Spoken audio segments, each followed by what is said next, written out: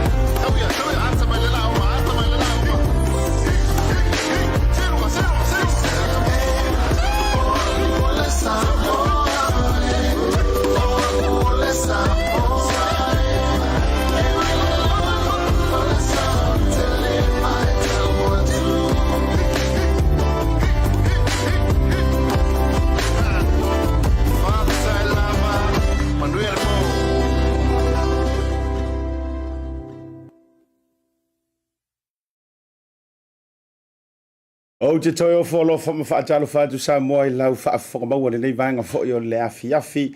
Ia o le nei fo I aso ngafua, aso lona wha o le masina o Aberila. Lua whelua se wholo ma le lua, ma lo le wholau, ma lo le whaatoatoa, ma lo fo I whai o le whaiva. Eoi, o te lo fo I o le aso mua le nei le tau te talano so o I o le aso I wha iva. E tau wha au so so ngaka, fo I le pia kau pampamu ngaka, I le vai pengisingi ar ko inga.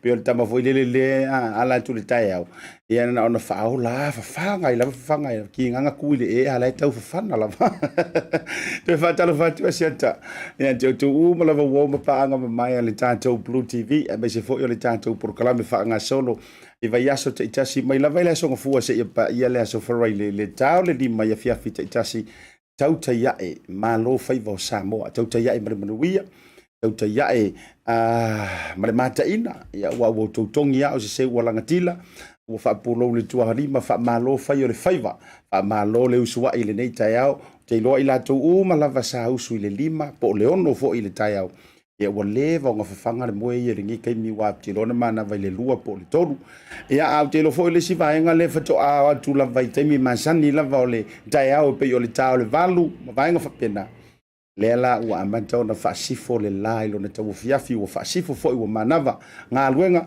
maloa whai o le whaiva malo fo I le whaau ngase le nei aso ele to e usua I ai tiu te ma whaiva me se fo I o ngā luenga e masani ai o folo fatu o whatalo fatu le tātou proklame I a te outou malava po fea le tafa lea I te maua mai ei lo leo o fea fo I le atu nuu lea te sa ili malo ai au amanu I o ainga nuu e ka le sia me se fo I whainga malo o mai le tau ia te autou o mai le tau ia autou Amerika o tafo I se fia ia o te lore sa pati le nei I la to Amerika pe fa isa o wa tasile aso tu ai ia no winga ma lo te lo le na ua a pongisa autou Taupea e po o mai a fo I fa nga sauninga pe a fa fo ina to lo tu le nei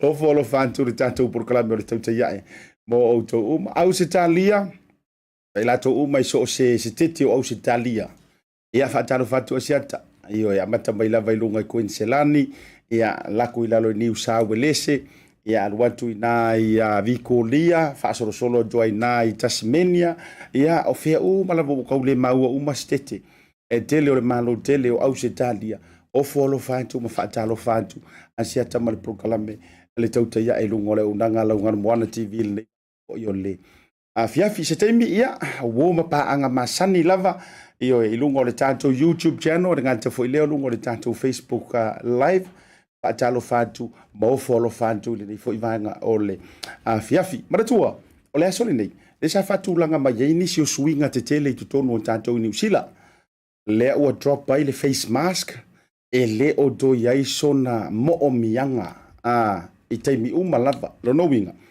ai ta oto atu lava ia te oe maratua foi o nei lava ia inga manei tu la fono ele oni tu la fono tu mau e yo tu la fono fo i rule of law ma vaenga fa pena a fa pe ta tu te le tausisia o le a fa fa le pui pui ai o ma tu langa fa pena o le vanga la le wa ai wa le o to ai se fa ma maruina po le tu langa fo i le tau mandate o to ai tu langa o le mask e le o to ai fo i la se tu langa fo i le e te tau wai ona matua mo o mia le toe fesilingi o oe ina ia e faia le scan fo i le sia ki e lau QR code me fa pena o le so le ua waka wa ia i fa fo le tele o na tu langa ma vaenga uma peitai o lo lava sao nga le mu o lo tatia yo au e le fa pe ai fo ila la e makua e ioe fa maela ku lava le mo ma e mati solo ki nganga i lo o nai te tale ma e fulu ma tu langa fa pe na te le o so i fu ma lo ina le ma le ia u fa longa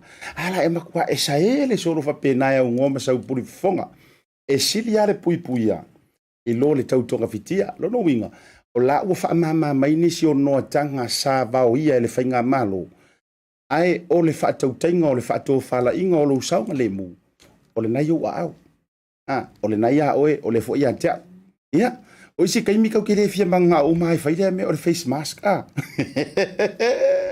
io ya e rua me voye ka ke ka musu e mele io ta o Taupea wa te loa e do te no fofu au te lo o to wisi la e fia fo ia ve se mele o si kai mi la ka mole vo ile o ai si face mask e mana ya fo ile tulanga o si fo fo singi e tau waru so le o vai ko ka ngi fu vai longa piula e ka kikinga fo ile ka ikaise era ma tama no na lua la kama fo ile le pi ko tati to fa longo ya te ita ya te tau mo fainga ai mai se la ko inga kama fo ile le pi wo fa mo ya fo ile mask ia e ala wo matua tuai fa solo atua ioi pa wal mela o yai o kongor ka vale ma fa tali se lo fainga ruenga ia kai mi kongwa ngai kele fe mask apaka solo su ele ia ai wa uma tuantu na me uma e aunga la vaitasi e fe mai tala e la wole fiso e la wole tolo ai ala tasi o le ala kasi de mo yo lo tatou so fo malo loina no winga ia fa tau ala fo tu langa o lo tatia mai ai au lape e mai se fo ia o le tu lalo ale so fo malo loina ia e tu atu yo ta fatafa ale ngata fo ilea o le va fo ile ia no i lunga ni so tatou fa ilo ilo le tatou ngalu mona TV po le BluTV ia inisia va nga ya ona au fu tatou ti tau fa ia matua fa fufusi lo te minei matulanga fa pena ia wala nga tatele te fio o ta iti nga ia mavaenga foi sa fia nga ia malikoviti ia onisina o tulanga foi lele ia ngol tatou ma tu foi o nei foi le fa to le ufa malu ina foi le to inga skai foi lele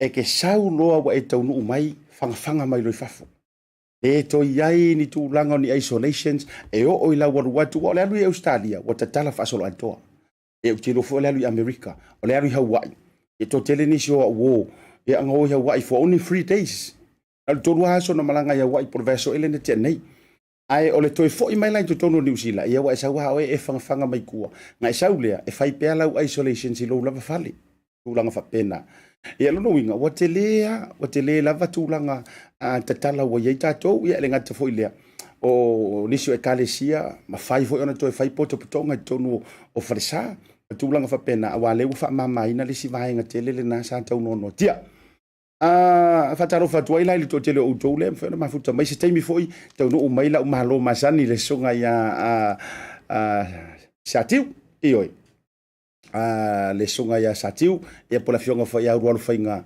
Satiu Sione Tauti ia ma Satiu Sione Market sa ngata foi le ale fonga foi ele fa lang ia Leaupepe Talai Lene awani si o mantu fa apitoa ma fa tala no ai tio no manu malo ni nei failonga lo winga a ele le ia foi no tanto por kala ele rope mo sa voucher wai pe ia kai hau e foi le tala isa mo pe fa pesa o lo tau mamati io ia le lope te wa manu ia te tala sa voucher fa tau ngata foi le te o mo sa credit on digital ia e ke vai le te lo le ata fo lungo le Netflix le o sa nei vai tau ai fa malo antu le sai fa malo le fa to le vanga o le fiafi iso tatou update mai Samoa mi se foi o tala le tatou fa ma yo lo Samoa manatu o le naua ta oto mano fa fale sa tu ia ma le tele au nisi o fa pito lo fa ia mai ai mai se foi o tulanga i le solo ai o le fa ma i tono so tatou to no o tau tilo tu nei le update mai Samoa se la wono se fu me fa ia new cases le na fa ma wina mai le va vea ona lela se la wono se fu me fa new cases tono so tatou to no i Samoa sa vale tu le fa yo tatou cases ile lua afe fase lau fase furu mare tolu lua afe fase lau fase furu mare tolu ia new case total cases le tu o fa o ila to wa afia ile aso le nei le na fa mawina mai la vai le tai au e se lau ono sumre fa wa tu fa tasi ila mai isi o tatou ila to wa afia le siama le o mawai le fa inga le na lua afe fase lau fase furu mare tolu ole numero ilato ole numero man ia le man tu ole sa tu oficialia tatu por kala me lava yaso ia le fionga fo ministao le fo pipuia me se fo inicio ilato o lo to tono o committee le o puipuinga o fa le lave fa fo se to tono Samoa le sa tu oficialia ai o ia ingi ka ko fa maunga o ilato fo ia le o to fa fo isia malosi au arkele o ka ko mele inga sa nga o mela o afia ia ai peita ile lau fai lo mai numero ila to ye wa to e fa fo isi lo la to malos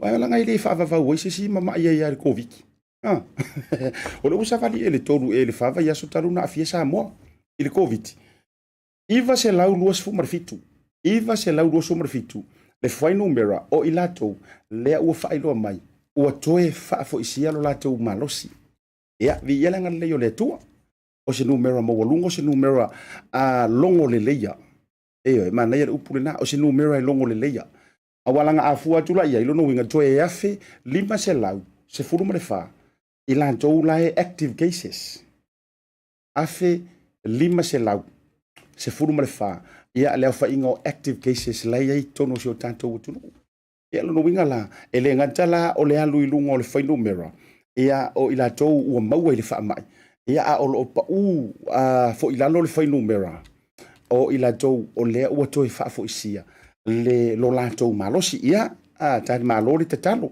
i fa fa te talo ia ta tou fo o le ai tau malele ia matalo talo atu ma fa o yoi le langi ia ina ia ifo manu si o tatou tu no pele o Samoa fa tasi ai la manga luenga a tatou ai ngai Samoa o ko anga ingure vai kipolo ingure vai auli ia mato kamanga ia mare ingure espolo male penkolo ia wala ngot tala tusi e mate le fa tua e ale ni nga luenga longo winga if you foi mato te talo a fa pe ke mo le fa mai ma e fa lo i lava io e fa pe ko ya ma fa pe i ole ala le tulanga malo si tau on to mo a fa pe mato te talo atu kakalo kula kamo o eliu fuyono ia fa pena fo ia fa mua talai pa tanene ia matotelo ila tole mafuta mai lunga elisala ambe se volo kamo au makangi fa to afe ka fa kakalo mantu ala fo ilai ngalue mai Samoa ile fa tau no ino le puipui ngolo soifo se lau pasenge me uma o lua le fa mawina ile report ia le malo e me soifo malo loina ila tau fo yo lo mate tu ina le vaenga lea ila to le New York e to lua ia nai tamama tina mtua le ua failo mai ua mali liu ona o le covid Samoa now tau te toi foi mai ya tau te toi foi mai ile tamale na manu mai le tala mua mai tuai le matangi po le tuali bata le ana fa pe mai o le fa mawina fo o le lua case le o le covid ua mawai soifua ai ola son nafi le ana toi fa maunia mai ai se tasi o tina valu se furu mare fitu tausanga o le tina lea na maliu I le whalemai o mali etoa. Tanu mawhili ina I tuasivi. Ina mai le tumalo o whaasare le anga lua. No la tu whaasare le anga. Lea lai maliu mai ai le isi tina matua varusu mafiutu tausanga. O tu atu o wha maunga o le vaenga lea. O lea tangia mai ai le whapea e le I whaia le tui. O reporti lava nei o lo o mai Samoa. E mai se fo nisi o tātou resource whātua ina mai la tau fo I tau rātu I lungo o so ta inga whaneo na po. O lo o whailoa mai ai. O le tina valusu marifitu tausanga mai whaasara le anga lua li tu malo lea. Whapalota. Ia e atoa iei le tu o luo I la ua lea ua mali liu ona o le siama o le COVID. O le tina la lea. O le whapea mai. E le I whaiso na tui. Ia. E peia o le tātou tau longo I le aso, ma le aso. Aso tōna I fo ilena te anei, ia na aso ato fo yo pese I nai le tui le whelo whani Samoa. Ai mai se fo o le lantou ngalo lue waalua I ma le beta drive doctors I nai mangele. Ia I le tau tū lei lava o le tūlanga o le tui pui pui. O le tui pui pui. Ia o te ele I maua tele o le taimine o le prokalame, ele I maua tele le tātou prokalame. Ini nai so enga I tu atu. Pe e yei se mafua anga I tu antu o le o sitina o le nauna wai whailo na tui. Ia wa afua yei talolo o mai Samoa. O le matua I pisi lavau o tausi mai manofoanga a whale mai Samoa. I le lolofi atu o le toa tele o le mamalu o le atu nuu. Ina ia toi whaia o la tui. Tuilo na lua, tuilo na tolu. Ia po I la tofu o le tui mua. Ono wingala. Ia langona le o tia ma le whaano no le loto. Ona ele o le anganga fo ile tātou te nau. Ia ina ia motusia ile mafutanga mai pele. O la fo eso I fua matua. Ua pasi wo ile tausanga o le varu se furu tausanga. Eyo. Ia ama mai la le tūlanga fo ile le ia ile tūlanga wa mai atui ia manisi o ngase o lo ofia ngai ma mai o le tino. Ia e peita. Ia o le tūlanga fo ile le lopo po ai pa uai po le mea o aianga manga o po le mea mana o sitina e whailo na tui teilo o te peo no whatu. Na o nei manatu e fati ala ele I maua se tātou update mai o le tūlanga lea. Ai o mea tate e oso I le mawhau I tūlanga o mea whapene. Ka fiola e pe a whape pa u mainga o si kūlanga fo ile le o lai wa le vang fiaru siro ma kue whaile kui. Katu ai fo. O fia o siro ma kue whaile kui. Ia e panga, e le isi alu e ave. Ioe, na ni e tawa vala whapena, ala ta ie tala.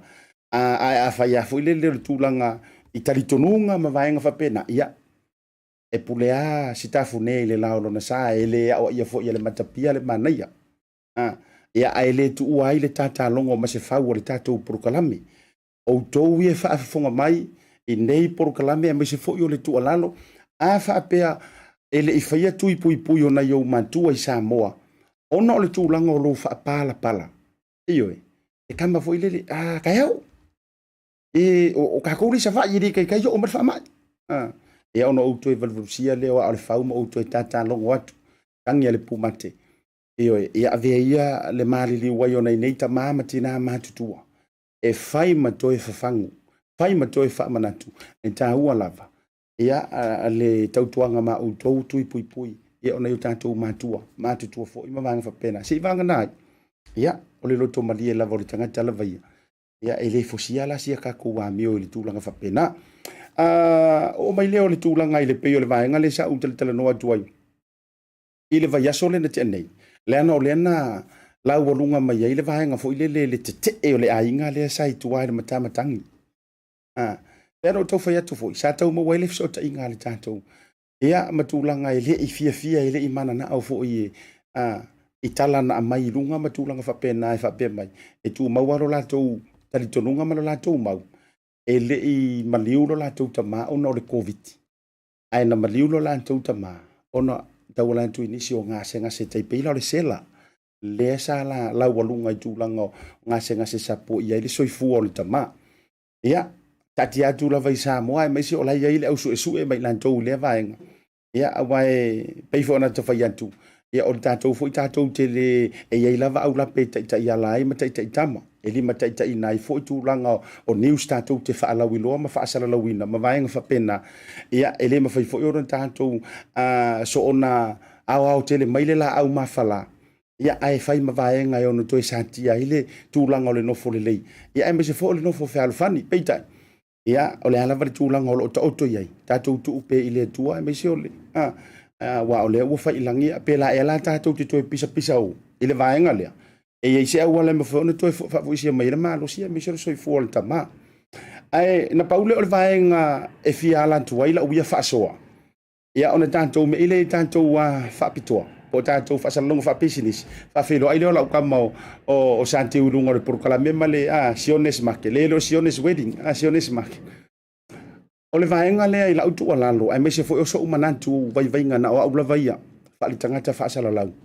i tūlanga o lo oto mai ai dalosia ia se o tātou o tunu i Samoa ai le ona o le avea lava o le maliu o ai ma lea ka mamakua ma lea ki ngā makua ia po ai foi se maliu o le tupu mai le nei taimi e tainane o se tūlanga i se isi mai e se mai ia po se si foi whaalave lave whaafua se ai karusia o le atau le mawhai o mai ala va mai lalo whaapea o le koviki o tau mau mai lau le wingo lau lana leno ofisili tonu ai lava i le fionga le minista o tangata atu motu le Pasifika le fionga au pito le fesili lava le tasi e to tonu o New Zealand lenga ia vaenga tustusia na wha mauina le Herald ia nisi o ainga e whapea sa la vea ka avale ia mātou New Zealand na maliu le tangata no le lavea o le taavale a o le tangata le ala e positive ai sa unga le whaitaunga o lai whaikau mai le maliu o le koviki e le o whaikau mai le maliu e le whaikau mai maliu o le whaalave lave whaafose ai whaikau mai maliu o le koviki o tōtau mua mele wingo lau tala o te tatalo e le o le anganga lea la maua iai Samoa o te tatalo fu i le anganga ia maua lava e soifua maroloina le whai mea sao mar wha maoni awalanga e le mawhainga pepese mai le ainga o si tamale i tua o pumoni ama utu sa e le mawhainga pepese mai le whaangau e meise o le tau ainga mwhape mai e so le soifua maroloina e so le pai mala fai marko au fai newspaper so ia ko ki fai kala ole ia mana tualanga ile mafuka so fu maroro inga marka ma e mafuka male ainga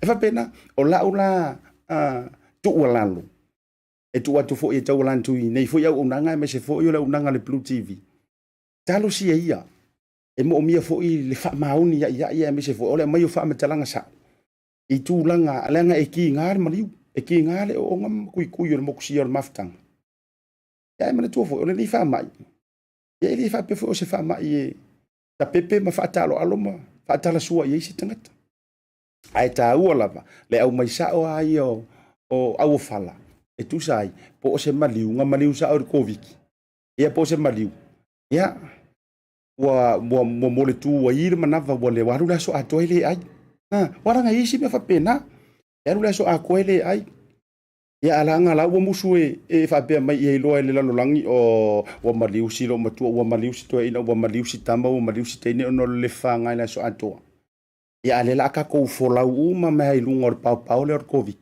ono le wo lo fie se tanto wo tunu covid tato me tato fa salong fa business mo le tolo fa anga mo auto uma lungo por kalame to fina nga so longa nga tailea ia o auto uma ro mafuta mai te porosi o si nga tailea a efilio fatalo fa tu le uso le fionga le tapa so nga sa vea Asiata le mafuta mai foi me so le tautonga sa vea afa ia le mafuta mai le vanga o le fiafi por songa fo ile mo le oi ia nga tailea au matangi ia ala slepen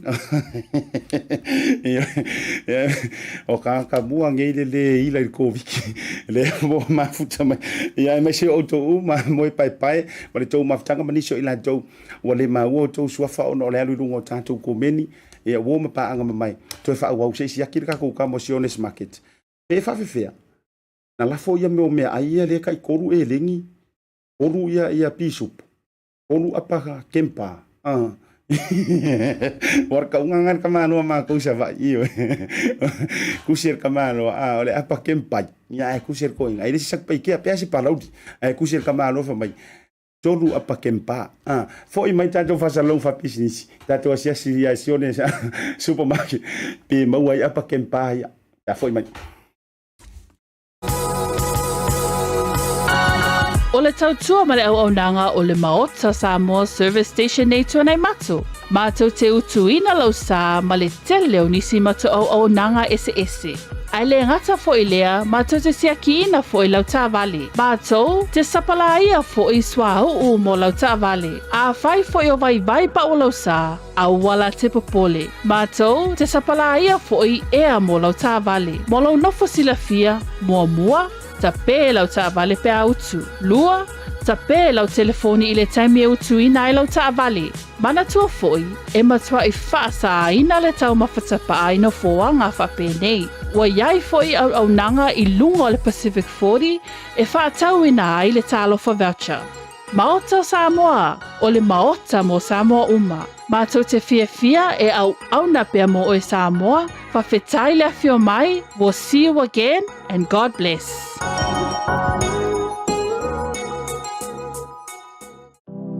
Wa afia Samoa i le Covitis Bluwave. Download nei loa le Samoa Travel Tracer app mai le Google Play po le App Store. Install ma le sitala le numero lau telefoni. Whaola le Bluetooth ma ia mauti noa le ola le app i taimi uma. Ele isa deitai whaonga ina i le taimi ola i le app. Pasiasi i le Samoa Travel Tracer.ws mo ni si whamtalanga. Tātou ngā lulu e whantasi mo le saunga le mua Samoa. Do it for Samoa.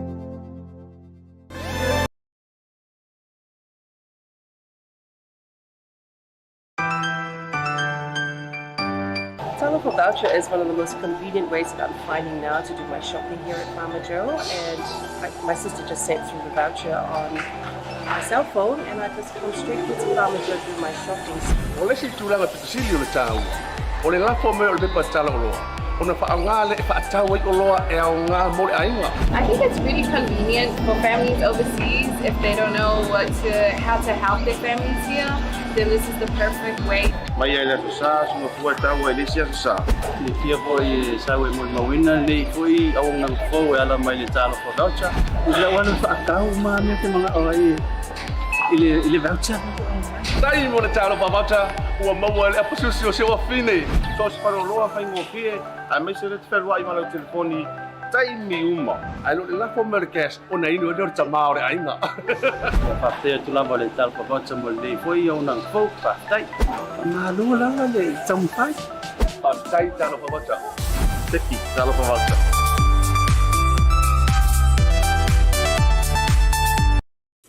Toi whaatalo whaatu Samoa i lau whaasausonga le leivanga fo i o la fiafi ina utoi 5 minuto na whaleo le tūla. Lima, mana tua fo i o ngoro haru kuara mātou taimi nei New Zealand ngaro kau se aso le mele iei. E ole au te whapeo le kau ke kamakuai ane ro tātou tamafo. Ui o lea Samoa o te fiafia whailo antu i lau whaafonga anga mesi fo i o lau maimoa nga sila le leivanga o le fiafi. Lea ua mase elu antu. Ea malo usa tu ofe. Rona ya le uruaro whainga, la whalafa tūna o le tala mai vao, tu ia tua le tamalo. Ia le fionga ia Satiu Sione Tauti. Lunga o le porkalame, o le pule lua, o le Sione's Market. A taro whatu, la fionga Satiu ne vanga o le fefi. Ia. Ne fo ia wanoa o te taro whatu fo la. Fionga Asiata. Ia mesa ia, lo watu nupele Samoa lo mai mo mai nei tu la. Ia o te whaatalo whatu le ngang whaaloalo. Me ngāo e tau ai o na ne fo i tu la, ma taimi fo tau whaavanoina fo e wā fo le tau si te sira mai fo. O a fo nisi o tamu whai ngā Sione's Market, so soani i mo o tau mo ne vai aso. Ina ia wālo o whai lawa sina pe vesi mai o Samoa e tu langal ma. Ia o lo mātou wāwa ai ai. Ma mātou sao ni ai fo ni au wala ina i whai ina. So soani mo tātou i nei New Zealand.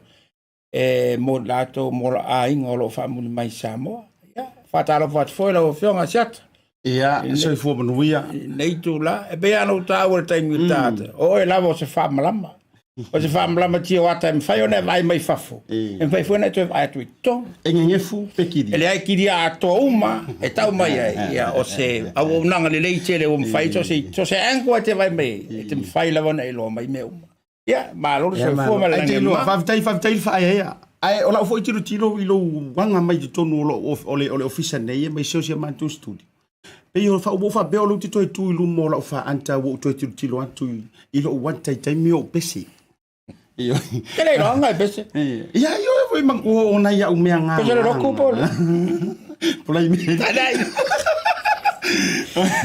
ole te tau mai ole fa to au mana fa ila utala alanga le wa mai tonu ole apa no fa ia apa ko ngale anga kusi e tamalo ole tamalo ele o mai to ke ro e pese se vai ma de ai o bolu o te lo se fanga lo io ele na tu si ole ka mai ka ko ngu ora ya ole pa kempa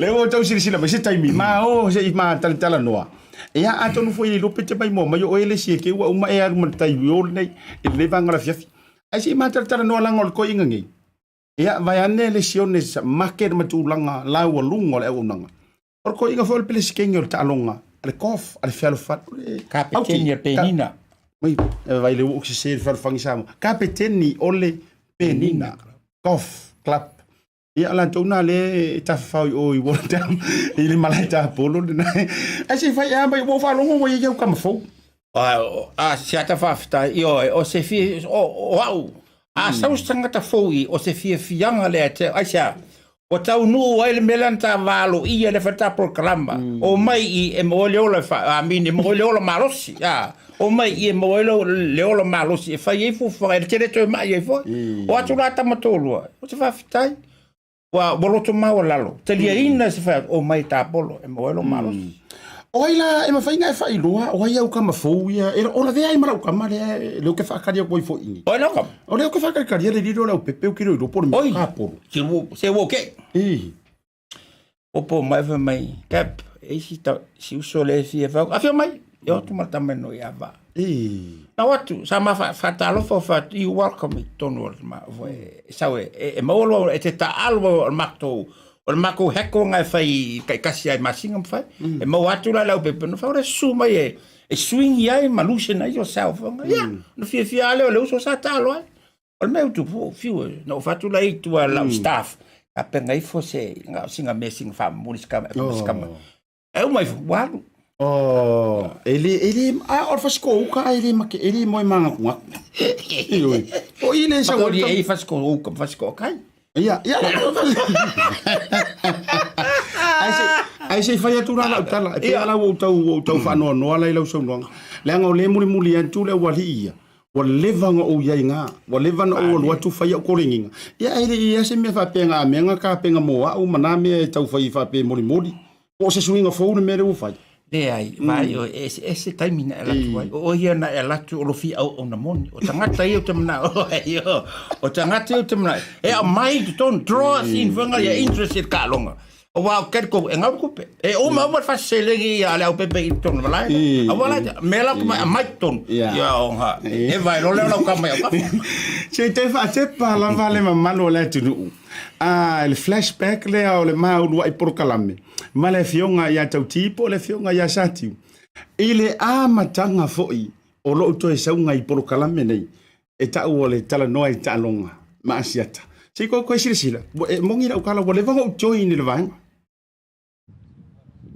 tarufa ia o le utata u mervaenga le asiri atu ta u ole ta alo ka polo me ka o le pating o le me ako ale ko sila me o le ka o le green o le me le ke fai ke le songa mingo e pe ke mi mika i lungo le me le o le fai ngala me a o nga pata fa pe o lo polo le i nga ka ngolo me se me e maka i lo polo nga ka ngolo piki lungo le polo o le polo la i le lainga le e va le ngoriudi le e ka ngolo fast fa ka ki ko ngolo le ngare o fa ka ki ko ngolo le ngare i sa o le o ia nga sa ro sa nge pata o fai ngala pata ko ke le wow e ka sa mo fa pe se ke le o vai fa pe ngo fore ma fai ngeu swing se lua o le nga o swing iro e ke fili ngai po le ale ma mau e lua il polo ia nga so le luma ku fa pe la pata make sure la sa o le mo ia nga sa ngolo la ile pata ko o fai ngoli si me ke manga me ko a bunge fa lo mel polo e manga banga ke manga mo ko ka o filo lo manga pata lo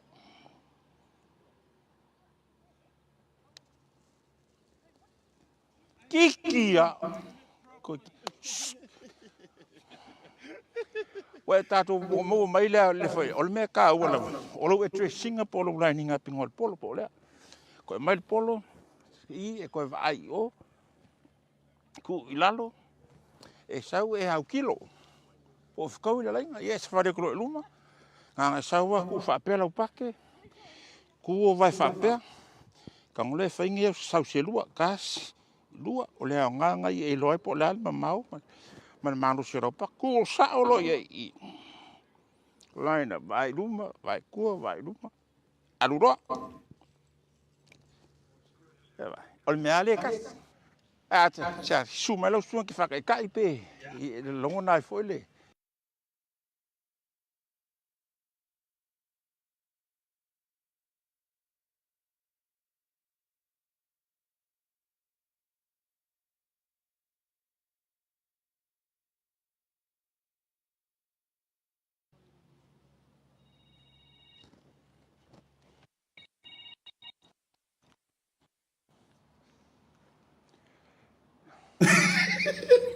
Fai e ko suma ko pe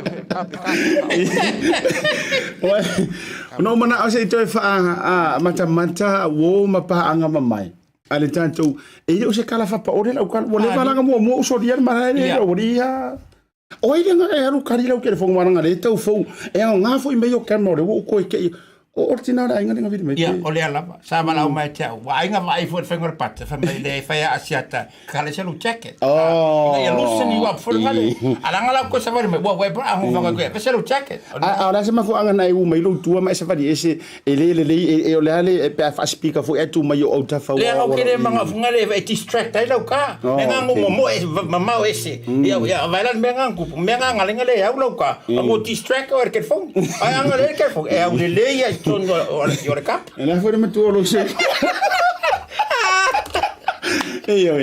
o nai memories now le amatanga mai o le nei por kalame ai mai se ia sa u sorry fo I le malai la vai ngale ngai water towns in nai manru ela tala taili se u solo ia le to far vai malai Asiata tina ai o kasi le karangia sa mai sa kaua io o sunga le loia de lord ki fa sa mo la vai fia o yo le mana ia le talonga o tata taloi fo I vaenga le talonga tapolo au e kasi ka alonga e na fo ina le fia le to atele o sa mo e mata o le malama I le fainga o le talonga ai mesi o le kaunga ai o le talonga pe tai o va ai o tu atu nei me o mo va ai le soifua malosi ma le soifua maloloina o le vana ta o lo fa fo ina lo malosi lo fionga sati le faftai ato no le ta u ala vana ya ta o nei la vata longa Maota o mai mato foi lo I encourage him to mai ngal savali la vai tire ko le ko ele ko ngonga fala au ke ko vai fo mai ke ko kala pe flu o fa ngal savali la e manga ku mama e kanga o le si me fa per konka le o mo kunga la fo le ai ki fai o le o fo ngale su e fa ngole ya wins pa ke pension wins ko kongium e provide which me wala e kau o ke fia exercise o ke fia e fainga provide uma nga meu o le sia so o watu ai I tulanga fo o fata ita ingol talonga e ki fa fenga inga le sia wan e ki fa fia u le me ko kele o le sia meu kasi eta ngatu lo la tu fa nga inga le la vale me o ke fa fika ya la ko o ma ko la ko ringi e le ingi la ko wangale asa for fola ya kausami and need la ko exercise le la wo mai fa exercise corrende porque fia mo fa ficar la ko la ko e fa nga le fo le ai fo le exercise le wa mal sa vali e le per basketball po le alu e fo e ko mo la kapi e ki ngai for kingo mana ia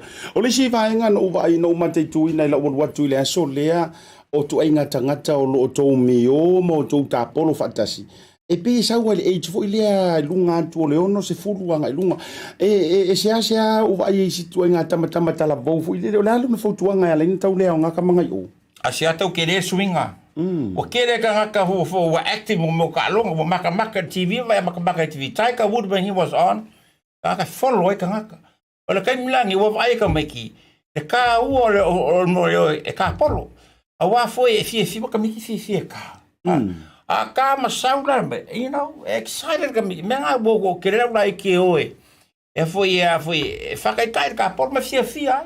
Mana ia. E reise si wangare whapepere la kapie, ko lengi. Oh, ele, nga whakawara wako e sawi savari. No, mata tu ile live se o fretua ile taia. O no fretua, le fai mele live. Ia o le a foi o le founder nga Actionist Market. Ele tau le va no mata tu ile taia. Anne tau. Ia, anne tau, no mata tu. E se o ngoa, o falongo pe o fala aule tina ya salt po suka. Oi. O se o le aulo ina e ia e foi pela tono o mato sitting room. Ia mo nicknames fai ngo e fongo mai la o que fongo la suka. Ja, even om ons zout, of oké. Wel, ik hoef aan te zeggen, als zout, na maar zo maar mix vaak zo wel hani. E pi ora kele la o me o ngai faile ai ngare pi tau fa so le. Ja. Wa e me o nga se ding o me ma fremo fa mix lo e malo e hani al so mali e ngalo guarda zout. La ta o le ta fa pito. O le o iluma le apa kempai le ya o le spam ta yo. Sos kamako di tayo le Sos kamako. Oli. Oro kele vai oro foko ai les tayo sos kamako wangat paulo kama ya me so pisu pol tu inga le leile o le Pacifica me se fo yo le pama. Pai sau no nga o mai le nei vai yaso wa le ka ke fai vai yaso. E mai le nei vai yaso fa tu sa fo I o kama fa tau ngol la vai yaso mo samo. Asiata nei lava vai yaso tele lava le se sanga ona o le mafuanga. Pena si sirat fo I I live si sau. Ona ola so tofi el vaso le. Fate foi o mena tupu. Na vidi martina ia cha. Vidi martina ta. E fe siri mai la ele matou. Service le do tu do. O fa pe sia ala no. Me o ia mana e la fola kupe. I Samoa. Afa nga ku le ala fola kupe. Ke ro e ku re kiu. A o mbare kiu. Nga le ko e ku la ele me o fa ko me ai. Amba ko ria foi nga le lua so va ya so. Au mga fa amesang fa memoriação nesse mak. Au é vaku no marfane. Ringar sa vari sao ma open the topic ko ele ai la mas ai solo oi ele la mas vive. Mas se chama mo wal menga. O le minga la ukala wa to tele la to wo mai inquiry mai fa nga inga le service la Actionist Market. Se lau pa se ne man ia fo I le vaenga leo te sau noa ia I le tūlanga ai mese o le maa ale o Samoa I le wha mai. Ele o mo mia le pipi ikeli, ele o mo mia le tele o le taimi fe pa ia tino, mamili tino fantasi. Ona o le awala le o lo masau wa ile pepesi o le wha mai. Ai o le ale tūlanga ia tātou malanga I Samoa le waa o lo o keimea uma o yeini nei suinga po o le afo ile umi e te tau wai ona expected tangata whaatau. Le ua ship lana whaatau I Samoa, po ua momoni Samoa e te tau e fia o le anina yaso whaateitai. O le taimi nei, o le taimi masai nei se furu aso no rwa. Se furu aso. O le taimi nei pe on kupu lockdown, ka ofi uma me, no work. E o mai anafi Maka ude foi la, ude no work. Ele kasi va e Samoa. Pe lima ongo va, e kuku e o uma la de kiu. O ma ko re kaimi ngei, o kai au, I believe o kai au le, e o mai ele a fasolonga mako, e a ver mako tene lunga le wafu mashaki. So o kaimi ngei. E fama lulu waku ia kakuku. Ele ai lava se a foi ele se mako mem fa ia because lang o lockdown na Samoa ai ongo sai mai. E o lava nga e ia ka me ka ngwe kako then we will let you know. We will let you know ngai lo ko ai ngai mai pikia kula o le ala ko foi ia va ia le truck. E ku faku ia foi ko famoli. Ma lo fa tai e ta wala fo e me se fa fo mo Samoa le ali tūlanga fo ile e mafai ona yainia yainga masiaki meu expiry date o loa e ono ave Samoa pe siaki o mai tu ia le tauna vave o la talata le time expire se o loa e fu ile malanga Asiata o pea o mako pera o meleka karua I mania ele ai me se me expiry fo e Samoa wa fo la ko ke la me o la ko fakau o ala ko fakau ma back and save e mai lo ma ko fa ya lo ele la se o me ngo fo so we ka ngo me expire I don't think it happen ngam because ngar fakau mngia sipi fakau mai sif ele va fo la va pesta ki Samoa no va ko Samoa ko lunga fo lori a lo mori Mana ia, o e sau no lo te tiro atu e siaki expiry date o loa ia na fio mai malefionga ia Satiu. O le lua fe lua sumare fa. E expire dai o loa nei. Ioe, rono wingo. O, ka e waku Samoa, ioe, koe ki whaase lau na momoli si au whaataunga. E le teitei ono o le lua fe lua se fulu mare fa. expire ia le tau. O mana ia nei whafisili. Wa ia ila kou la ngofo. Ai te matau le fasi, sa ta whawhisiri, po las manenga whisiri, mereka ngaka. E la kurpisu bo yo pam, a ka ungu ka masak. Le lau manga, e ka tispe le ai, o mea te sila mai, o mea whenga e o Samoa. O te whaai kete mo popole, I tūlanga na, o le melea o te tamu whaia I lava. O te wawa ai mea uma, a le tū pusa ina I o tari tonu wina, a whisiri mau ke whaku le ai, o fresh sa mea I avisa. Ma whaina e toi e whaamanino, ma whaama o tire tūlanga lea o ila tau le I Australia. E whio lolo nisi I Australia ni toi whaafisiri mo umale tā whaatanoanga. O lea tonu le whainga la tau, e mo ia o lea vatu I taia o umata o ia e mana tu, e ia ila tau e misi e usu I taia o whainga luenga. Ia ai toi whawhangu atu rama toi whaamanatu atu le tā whaatanoanga. Ila tau le Australia ai fia whaonga le sione za market o le o nanga Samoa. O afu I vaenga I lua ale la fomari tu pepe whai whaatau. Whaftai. O le vaianga mo mua lau le shop for you, o le vaianga mo mua e te mana o e whakau e whainga ngalafa o koe mako le afo I le, what do you call it? Le la fa ko mako inga ia e vai fole lungo I mea ngai la foku ngai ka ngoi le ile o ko mai ngai ku tu ngai nga o e la fo mai kupe ya mako o nga makula ile fa kau la e live ya o me ke manga o me le yo ai mako fe mako so ngekule ya so upsela ngai lua ya le na mo famni no ngatelo vanga le so no ai ile fionga le lipule o le siones market ia o le mana ia male tau o lo fa so tai mai now o le numero le awalu ai mo ila jo lo fa siri mai fo ile tulanga ile numero mo le siones market mala o elenga te tango like le Facebook siones market na ilunga le Facebook page tango e o mile like a ve fo ile o e ma member ilunga e te followinga ia le la to te muri tai ile la ua market po le la business so se kai mia la live ile fionga faltua e me se fo yo le fionga le lipuli e fiki ko lo notifications e fai loa ai o le u fai le live le tai o pe fila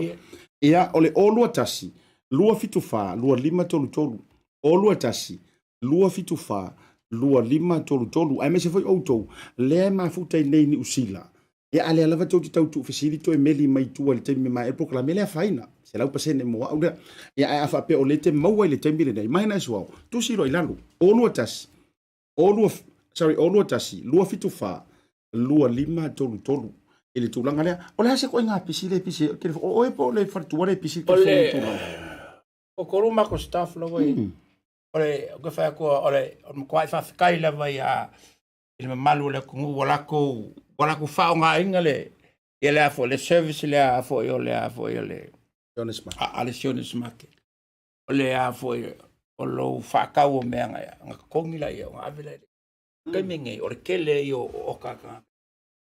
A misiar kamale a per kos full kilo. Se lau vas full le luai. Se lau vas full le kau a ko anga kos full kilo la kwa no fale.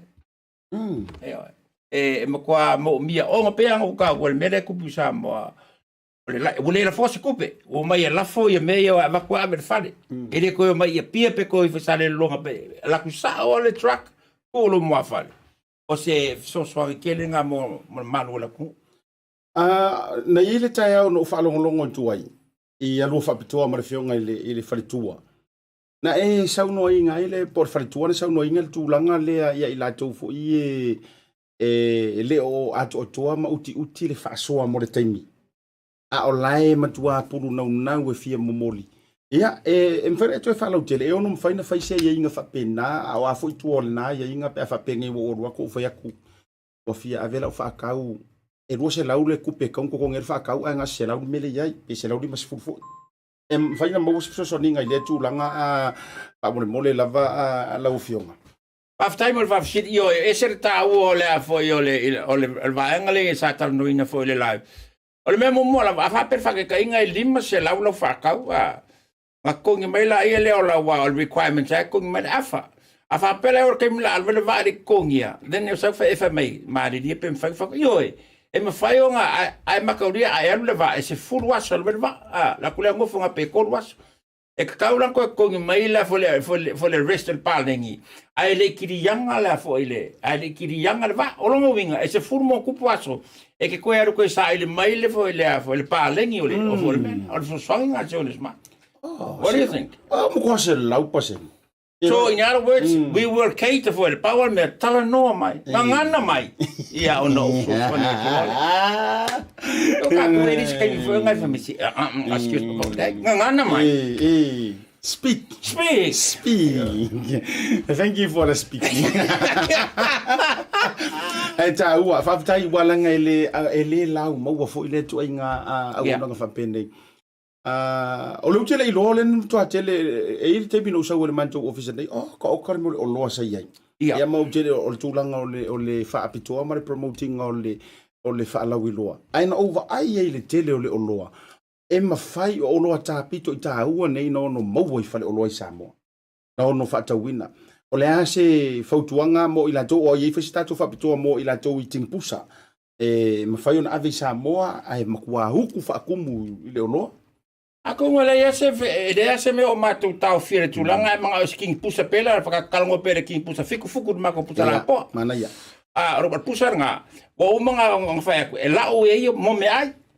Ele fa pefala la fa kumu me mbe fenga de yai mo me o pe o le afo yo ya afu me nga pe olo microwave sing me o manga fa kumu ai needs nga ko e dai ele fa pela venga me ai so e foi flexible la foi le avo e mako e continua na como pusa la se tau tu pusa le o pusa na e afe varu se lauta o pusa e ala ku sa o ave mo lo fa fiku fuku o mi ku nga ai kono fuku fiku ingisi le avo lo kene mana ia eo afe varu se lau le ai le to iai se isi tu pe to tongi sam le ai ma se me pe ano fa atia o Sione smake o ana o foi o me ai e fa ma ku le ai le isi tu pe ko ngi samo o I ko ngi ya me alua kuloa sa o ai sa vai peru bol Palo fa tai no lita mi so no fai o te loa ia o le vai aso te tasi la vai aso uma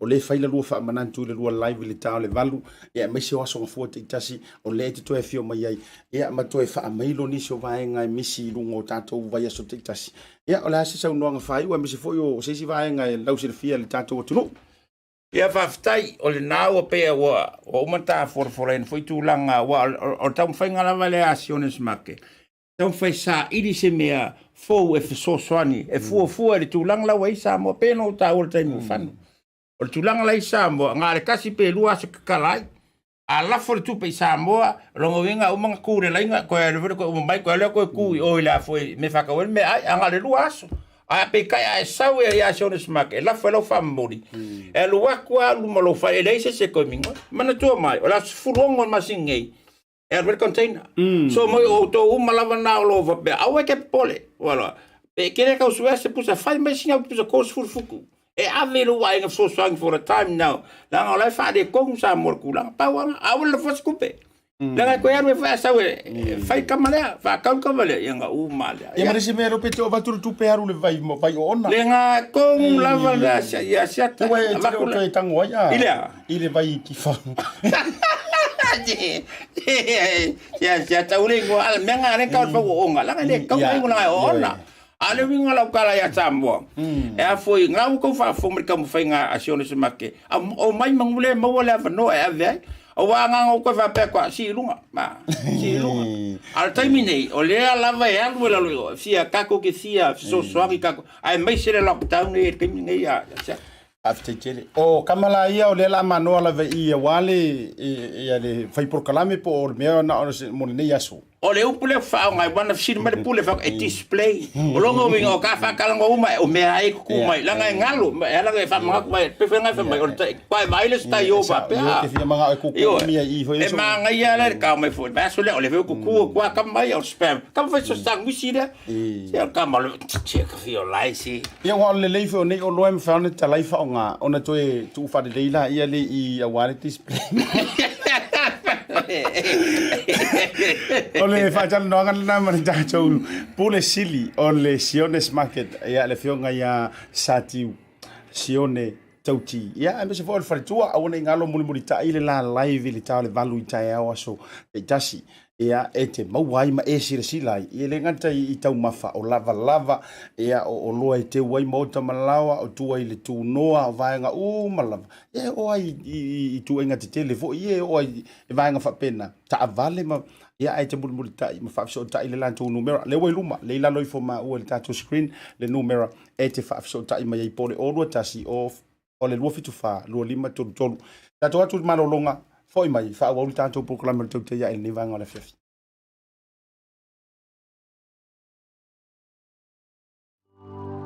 Ui, mangele vaccination drive lea. Baby, ya laka for fai vaccination drive wai loa. Te mai maua I se tapape vilia daddy. What's that? Daddy and Samoa, baby, Paulmolea, o I fai quick leko Vicky. Sao le o kuia le kako skopa le fakingo mol kako community. Ya vai sorry. O se o whangau le wa fia aia mako support momoli ia mam le ngaluenga e se ko breakfast. O ia tawi le ia le fai mawon maruta eu. E moi. Io. Mawon pankeke ki koko. Me uma e fkawi moi. O whalongo fo e ko incentive fo ingale le top up I Digi Samoa.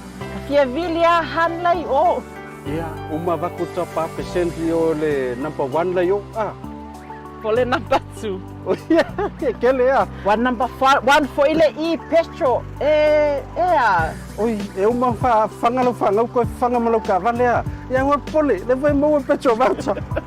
Ia wa, o le kalia o le pusta a. Ia, ma ngai kele an me sili ai. Mau foi le red test. A o fali. Ia ko siaki fali so whangau. Ia seki. Let's go kids. Ia, sua tu ia pitola. Okay, tai lava. Les Copa Save Together Vax. Aso tona nei tau hiva I le whai le fiafi. I le no fuanga tolu sa fumare valu Robertson Road I Mangele. Taro sa kaina reo mai o tātou a inga wō mai masani. E whai o la tūtui mua, tui lona lua, po o le pusta. Au mai whai o tātou walo ma whanau mai le lima tausanga le sa fumare tasi tausanga. E whai o la tūtui pui. Wa afia Samoa le COVID is fluiva. Download nei loa Samoa Travel Tracer app mai le Google Play po le App Store. Install ma le sitala le numero lau telefoni. Whaola le BluTV ma ia mauti noa le ola le app I taimi uma. Ele isa data e whaonga aina I le taimi ola I le app. Pasia si I le Samoa Travel Tracer.ws moni si whamtalanga. Tātou ngā lulu e whaatasi mo le saunga le mua Samoa. Do it for Samoa. Tai bara wati le ua toi toru minuto ni tala li July ono I le tau tuama le unanga lau ngalu moana TV polo BluTV le leifo ia soko fuali tātou poklami masari o le tau te iai le ua mau antu ia si tati fui o wha matua wha toi ina au te via whailo antu le ua so o le whau mo le whau e ilunga o le tātou poklami wha au le ua to ai tau no le safa lau le fionga le li poresili o le tātou titi sa Pasifika ringa te leo le Pacific 40 ma le au nango le talo whawauta ia ale fo ko sisira mai ia ole teu o loa fo I ole mafutanga longo ai te tonu ni usile dei mi se fo tafo la lang le skopa io e wa fo le lantu fa moi o lo tu ile la fo lo le manga ile aso to nei la soiva ia nai mangili ia wala fo tu lango le saunga le mo fa filo ia tu lo fionga le pepe e lungo le ta proclame le vanga le fiafi ia so fo man mi la to fa Asiata ia ole Vaetolo fo pa io Samoa lo mafuta malitato ala me wa o tau fa le tonu lau Vaetolo fo lo fa longa tu lo sifonga o le ta filo I las foreile o I las tona in ta tano I le taiao o matua le ia to lo le o le la te fi fa afsilia po me o pespesengo le lotu le aso na fi le wa fa le tonu ai ia ponisi tu io lo voia o fa le nganga I le fa le tino ia ai wa va ne lo fa afsili o fa pero o leo o no na tele nei au le moana Pasifika io na mato bola stona ia o kero o ko bio ka me ko pulu na mato o tapu ai au fa se tatu o ka ko au se ka ko Pasifika io ia ua matua I o ka vai la sikoa kau moana ko aku faale au nga le fa ka ulia lo fa din ma ko skonga o skonga ko kampek kan mon Ana ia Asiata, o te le im whainau au wai atu ona taina i tutuangia na au wai atu tina o tamaiti ma siona tina fo il whaipoiponga. Wa ula sa o peipisira, sa o matamata tu al fali. Ia, sa o tapua, o tapua ile blues. Ia na fo e vai, no what sponsor ta, o tato mona.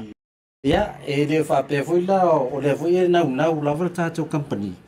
Ia, e fsosoani le tatou au le fato amat. Ia, na saini le vasun te ne le whainga paa. Na fuila o tau sisila mai ai. Ia, naua pia tu tatou titi sauli lunga le, lima le ofo le moana. Lono winga. O talunga le lasto nai ni. Ia, la ngaulenga o tapua ia le blues foi le leona le tam whai e. Tau tutuli atu na ua crusader lai lumatu. O venga me e lau sunga lango malo si le au le moana Pasifika e kapua i le pulu. Ia, ai mana ia le talonga e uyo lea Leaupepe. Au vai lupe e sau noa. Io e tasi le vaenga no mna o foi faa mai lo se unga lungo le prokalame. Faaftai tele i lau fionga mai sio le onanga. Ale digital Pasifika me se fo Samoa. Ia o le ua whamautuina le tatou ronga la o le keim o le wingo le nā vaenga o le atau mawaini tatou ticket foi le ai me se ha bora vai o ngi aru ia nai. Ia, Asiata fai o lena e wavala au atu mawhalo le o le pito voi le e tau le manino lau matamata. Ia, ia. No winga la tau nau atu le stalong. We matamata me tau le pusa voi le lea. Ia e si Italia. E sa o ala e te loa ngala ngonga. Se tau sanga le manager mona. Ia, o fionga. Na ua whaate atu se leni e lango le tatou au. O le a fili mai ai le au a Samoa matonga. Ia, le whaila wal watu tatou titi sao. Ia wao tatou maketi ane i le maa losi al whatau ino top up o Samoa. O Tonga. Ia, o le ala voi lea. O le mau o le avanoa. Ia, o mai e fwisi se leni ave fsosoani tatou au le wa ale lei. Ia, e whaingofia foi fifilinga au a Tonga m Samoa le au maingo tamata alo itonu. Artulangana, ele mau timai. Po toi ngā free tickets i o la maua meu sponsor. Ia, na taola ia tate matamatam tapua ila. E kei rore ku ngau ngau laku ticket, ngā maua free ticket. A kei ro free ticket ia. O ke whakusari e ticket, voi ere kere ngā filosofi me kamiki mua ka ama kamiki a pia ila lor pā voi ere. E kuse, o pese me kuse ngau waruma maua i tai. O te toi whaasanga whaperunga screen. Talo whai. E toi matamata ai. E fai la lo o ale fucking euro le o le na man to. Kamale o nga ma le lan to vainga. Ia wa fala lo ta leo lo ta tau vala au watu to vala au watu. La la ai fa fitai ia te loa o le ala le pulo le tau tua lo no winga. O le sa u kau kuala o maka maka ile stona ia o le sila taimi. Fitai o le au ta sa o mai tono se pusa. Pa wan met fitai. O le ua umata longa plus mamon. O lona winga si ta longa mamon ale. Ta pua i man si tatou. I tatou awal mohana. Ia ai. O tula whaftai fo il whainga pa anga lea. A tono la avavea ia. Ia, ma ve foi mawala a tono e tanga i me fo isi company e mawala tong se leni mai tanga te Pasifika. Ia, o mai fo soani le il tatou au fifa tasira. Nice. O le wingo le se vaenga o tai ai me tau pule. Se ila o kau fa facility o vatu vaenga le o mane tuala le ua mane fo wala va antu. Ono o lo fionga fo o mane company o lo sponsor ines. Au vai le au le mona o tato fa soai. O le matuale le o players le ta aloi. E pe fo ila le alo le tunu ia Christian Relief ano le he kai ia le o langa ta alo la tiro o le fo uso la e matua tolu lima fo ko lima te matua te se ia oi ia me o kwa lo lima mai se foi o vai tunga o sao mai si le alo le tunu le se ta alo te to fitu stamitio mo tunga ia alamanda mo tunga manisi le fo le mana nei o le ta o le ale mafu anga le uma e se mai ape ele manuia foi ele a o le mana nei o tamta o la so fina ngalo ele o ke tu fata singa e faia onga o le ase e tu lango tau te tafa mai Asiata le au mua le o le o mfaiona ta alo fata seni ta mata alo ya Samoa matonga wato tele ni se ta alo fata mantua tau sango mavai ta alo ar pe to ta se ta alo mai o le rebels ta se ta alo ya Maota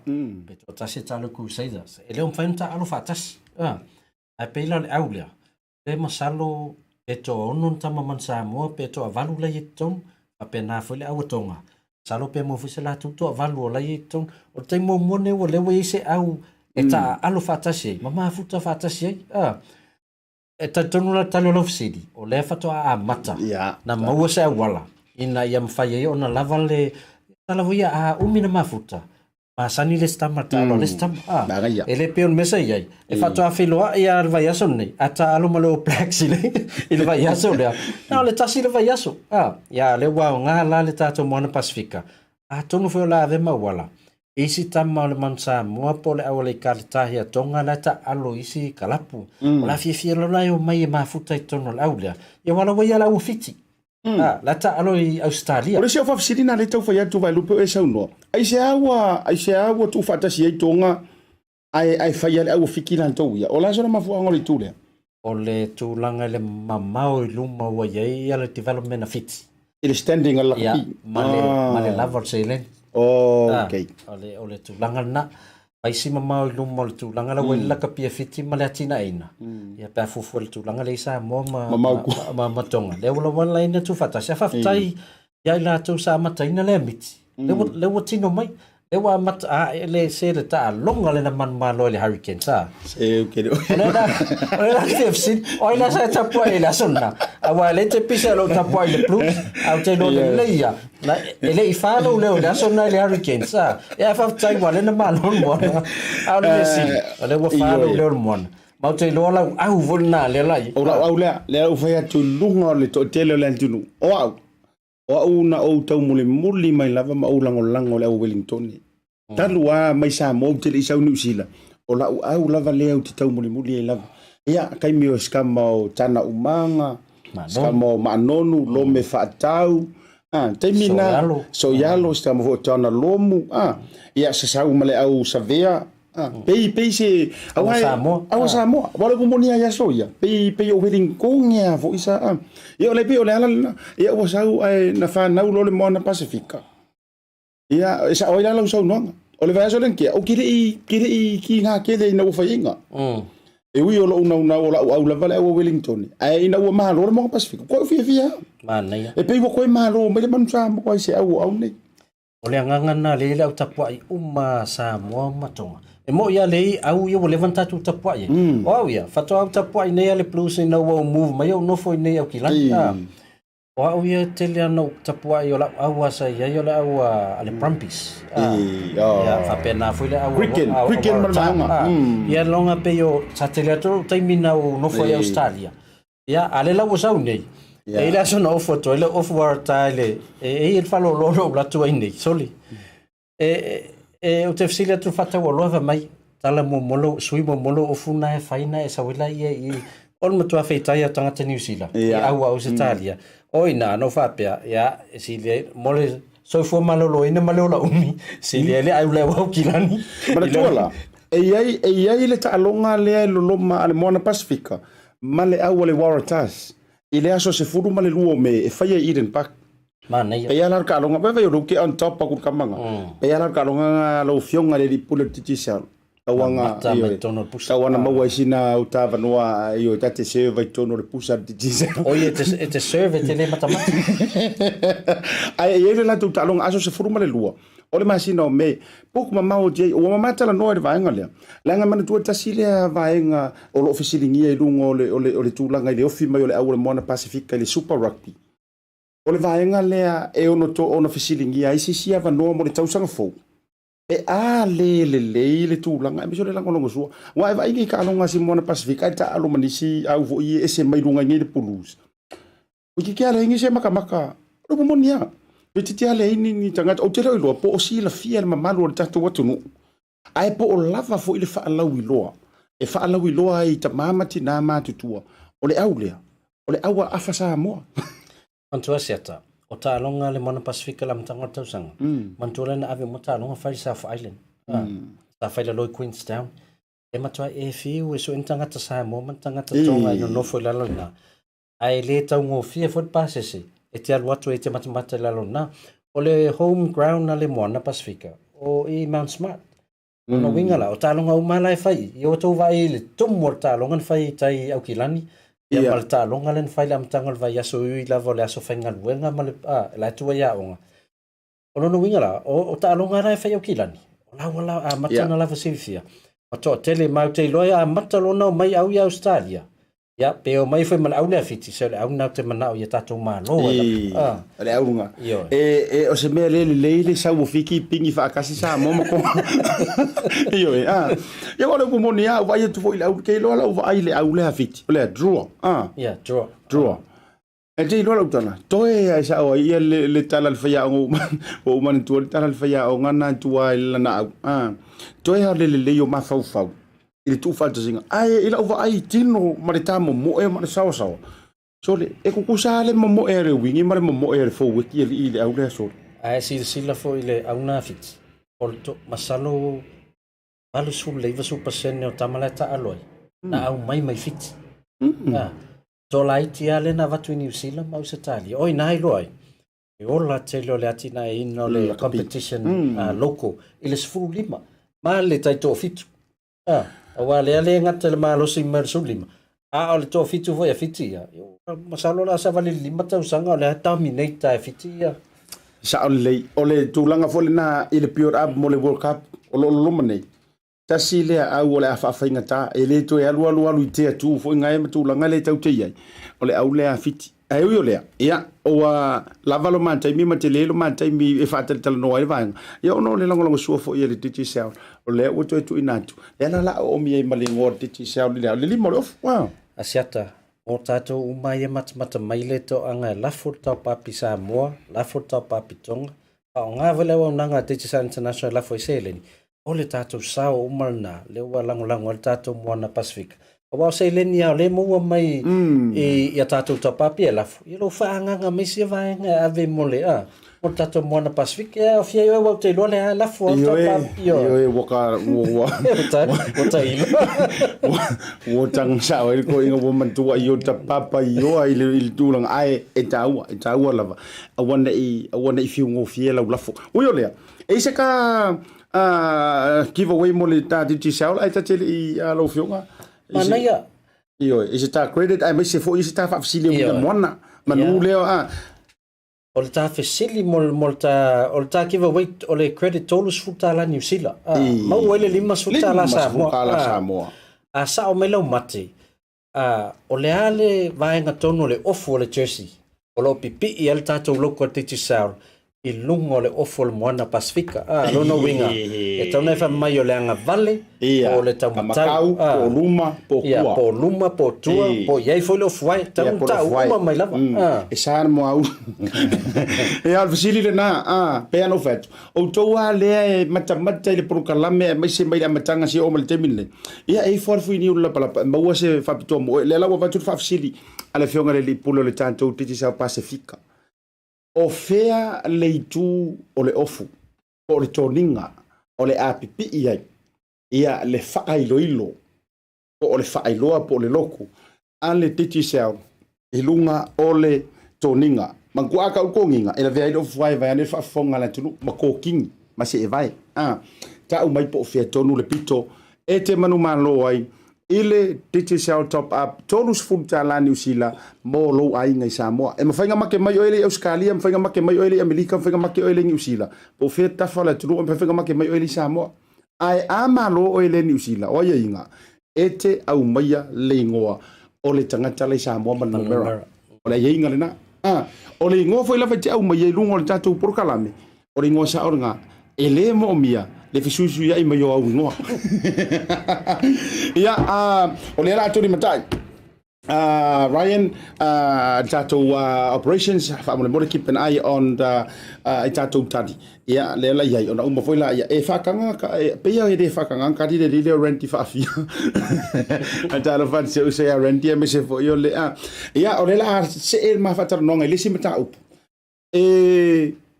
5 minuti le na tu tadi mai il fa facile e Leaupepe fa su 5 minuti nei ma nei per tu pese to quatta ile ia ma nei oi ka fiola quatta il fitu ia la fa pea te minne ona o matua pisi to vai highlight o talo su pol tau matau pol anga vale vai uma si enko pe se loko ton lo vai ele wala titele limit mana o le level time o le tau faili se te pele lai ai ko foi ko langa lau tala amata na fai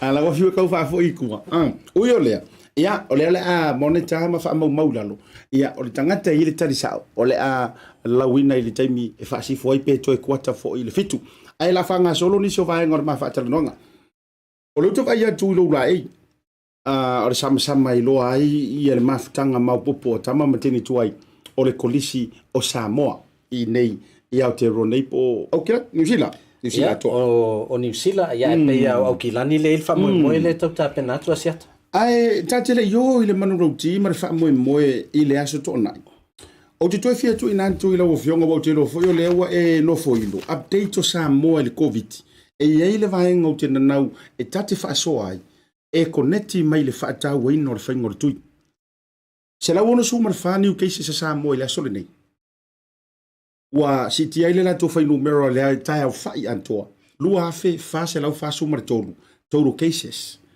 Now, o lena tātou tu fesili lava, e sa wale mea tā ua le tau tu fesili.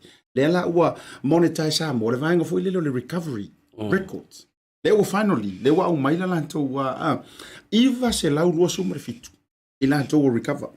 To e fafo isia lo lantou malosi. Laso fina ngana. Ma ngai ma olungo le lo numero na. Ma naia, o le si vaenga tā ua tau on tātou silafia, o i lantou recover, o umana mai ana fai ala tui uma lua ma tui tolu ia wa lo tatou vai tatou wa to tatou tui ma ve yan to e fa foi sia malo si talo sia voi la o fa pena se tatou atnu se lau pasene le wa mo tonu ali si vaenga iva se lau do fitu le recovery lo no winga ma ole tana na lo au mai o ilantou wa o mai ona fai ola tui ma nei a fe lima se lau su fala le active la ye cases ina o to ese mai numero le lua la ufa mawina ma liu now la uleta no tele le maliu mua ele va son tene le nga ia e tau tio ai i fa mo nga na lo a fsili mai le ia maru la tunu mai la tolo fa fo o fe tu la nga ile si site le au mai le ainga etai o le ata tu Taupea ia i fa mo nga lo mai le la uto lua now ole case la le mo tu sala fai o si tinai valu su mar fitu tau sanga lo fonga Leaupepe lena maliu le son na fil a force fulu tai ona ole covid ai ole tu ma ale e la ngona i fo ile fa no lo loto e report ya mai le fa se tui ele fa le tui le engo tonu le no mana o na e kongeki mai na i fa mo le scopa le la fa e ta o te le fa yo le tui ele to feeling ia le tu langa pe a hal tui pele ai pa ma fau i tonu lavo New Zealand to tele la to a sa mawal fa mai ma va vena recover ele tinga ina ona le nga le tui ia martu langa fo i mo ia o le lava e la titel numero la to u mai mau soifua il covid New Zealand a fatu stusa la isia tu ia to tele le fa tu a wa pe tatu o mo to mo lunga le numero o tanga te New Zealand o fai tu mai ia te wa ia e fai asi fata mala a fa pe o ita lo tamatua ia a lata responsibility now ave o tamatu e fai tu fai fata mala a fa pe tu langa fa pe na valu su lima tau sanga ele o tem fai ave valu fitu ele o tem fai nati nana tu wa ia lo fai no tu ai ave fa fautuanga foi mo tatou ia tausi matua ina ia tau fai na ia e au nga lava tui mo la tu matua e mo ia wa ma ale foi tu langa soifua pole ale le foi tui ia foi nisi conditions o lai e ono tingai nai ai ola lava e pui ale tui ia mo le toi foi fa mai senga isi ainga lea e me se folti na o fai langir fo longa ai tau tu na lava mo tatou ia a wa man tu na talu sa nei fa mai na la unga ma ia le WHO ia male a vanga ia monitor ina fa mai o la to wa matua vulnerable o la to matutua ele telestala ia la to light o le au vaenga o matutua o no fu o tu langa vana o le to e malo se la to immune system Moni fa mauni lo so no ngala Leaupepe. o le vaenga tonu lava leo te whaftai whai o lewa e toe tatao ina le vaenga sa ave whawhautuanga i le amatanga o le proklame le nei. Ma sa mantua tu usa oi fo isi whautuanga ma se tu ua lalo. Tau tuana ma tātou e meise o tātou ainga i Samoa. Nai o tātou tua asinisina mo tātou matua. O le soi fofo i o matua. O lewa le age lea. Varu se furu si o tina i tau sanga le nei. Ia whapena fo ia se utama. Ia o la fo e mai mua mai le nei taimi. O mai le amatanga ina ua roll out le tu ia Samoa. O la upese mua le na whai atu i ainga matua whawhine i Samoa. Ma se fo i o i nei. Ia whaatalise o na avel tina amane tama. Ma ave whai. E tu ainga si kairi fo i le tātou Samoa o le whaale ano. Kama fo i le kaki kangofua tia i o tama whauwhaunga me tutupu. Ono le manatu. O lai mamau sa vai e le kai ngā ua ku iai. Ko inga manatu na. Kama fo i le si ka wai fuaru lo mo kuai e kui ka wai fuaru ko inga i kai sa wha ma inga kai whareoro. Sa wha ma inga kai pia i le kai inga. Ana le ua vai ane whaafonga male pongi sa o fioanga. Ale ua kasiri mali o poru kasiri mali o sa vai. E le alo fia lava. E se whaafia tamai. Ia le tūlanga lea. O le tūlanga la lea e tā hua tele. Le mo mio le toi fai o tui pui. O le la i le wha moe le tātou. Whai ona e wha alau tele ro vai e kunga le mana i o le tātou wha alau loa. Ia, mantua siata sa elinga luenga sa patino fo e tamamtaine tuai o le kolisio Samoa ia November. I le amatanga mai fo o le Omicron. E foi sa fai e fsosoani. E fai foi se mātou tautua e fsosoani le malo. Ia ma le tātou community Samoa. Il whātiunei no tui. Ia, e ei lava i lātou o lo ngafa ma le whātiunei no tui. Ia pe o le matawhai o i al mātou i al skopa. Ia le tamwhaile au mai a inga wō mai masani. Ia e unai mai whaitui. Ia la ua tātou wō mai a aperila. Ia, pe o ki lani fo ia le ua tele anu mero i lātou o lo a fia. Ia, wa e fo se manatu i le perestene. Ia, ma le lau. Ia, ma le tātou komiti a whauwhautua fo ia le skopa. Ia, e fia whaatino fo se mātou ngaluenga e fsosoani ai ia tātou health providers. Ia, o lo ngā pātia e whaatino i nau tui. Ia, e peilau na i whamoe las tōna i nei. Ia, le la awhai le tātou tui lea le skopa. Ia, e le ngata i le pusta mo tangata matua. Ia, ai a whai o le whetau i tonu walas tōna i nei. Ia ma le angava o le whanau laiti. Ma salo le 5 tausanga na i le sutasi. A whai angava i le whanau laiti tui mua. Ia ma tui lonu lua. Ia, o le tātou whamoe le whai e le Tolsu Valu Rapidsen Road i Whavauna. Ia poi nai le hola le Samani Pulipule. Ale assembly. Hola le assembly le to diti whafsanga i ma le Maota fo i o le iloa i le to tele sunga ia to le tai. David Tua. Ia na tōna. Ia polefionga whamuina. E whasanga mai le situ wala. Ia, whaingofia na so. Awa o masalo la ye fo isi au vaenga lo fatino ala tui mangeli i meolo e town center. Ia au tātou ia i Whavona, malatarata mai le ole ana i o tau. Ia a fio mai matala mai au tātou mafuta i lastona i mai le iwa tai au se ia o le whale fiafi. Ia o la ye fo inai tāpenanga tali masine ia i fo le tau a fio mai e ngata o le a ye tātou malu tai au. Ia o lo whape fo i o na ye inai fsosoani tūlanga fo i o petrol vouchers. Ia la ifo nei tātou taupapa digicel. Ia, ola ifo ma tātou test kits fo ia rat test. Awa tamana lumana o mia a inga. O le alua tangata ta whao, rana sau wafa whatani mai wafu na. Tamo mai lau rat test lea. Whatino lau test. Se longa negative, whatua e su mai tonu nei. O le avoi lava tātou te whai tete lava i tūlanga al whama. Sa o le lei mana ia tere le whaingare na. Eioi. E whesiri nisi wape, e o koe mo mia kere angi red test, e o whainga sa wala na. Ioi, e fia foi pēa mara vaenga le whainga na. O le tama foi e foi mai losi te se vanga. E whakad, walanga le tala na whala ia. O le whainga na le whai pēa whate i vaenga foi e le masani o na wala aulia iai. Tai loa ia, o le tala whala e whamai e tu wale test i lumona wala i le. Au ka whare pusameri. Io, au ka pusameri. Tu e male notes foi le. Fai lau test. O kama foi lalia, e telefon mai, umar test mo whangari mo se fai kula. Koe test, fatua e sa u te urufana. Poe leo le ata. La fotu tonu. Se ke le po wa. O to inga fa ina na mo mia. E va ta la fonga. Ai se fa tu la tala wa pe no fa lo fo I masina wo mo watu. Ya sa wa fier covid. Si tai mi fo yo to se si la fo le story ma tu langa tu fa ta se BluTV.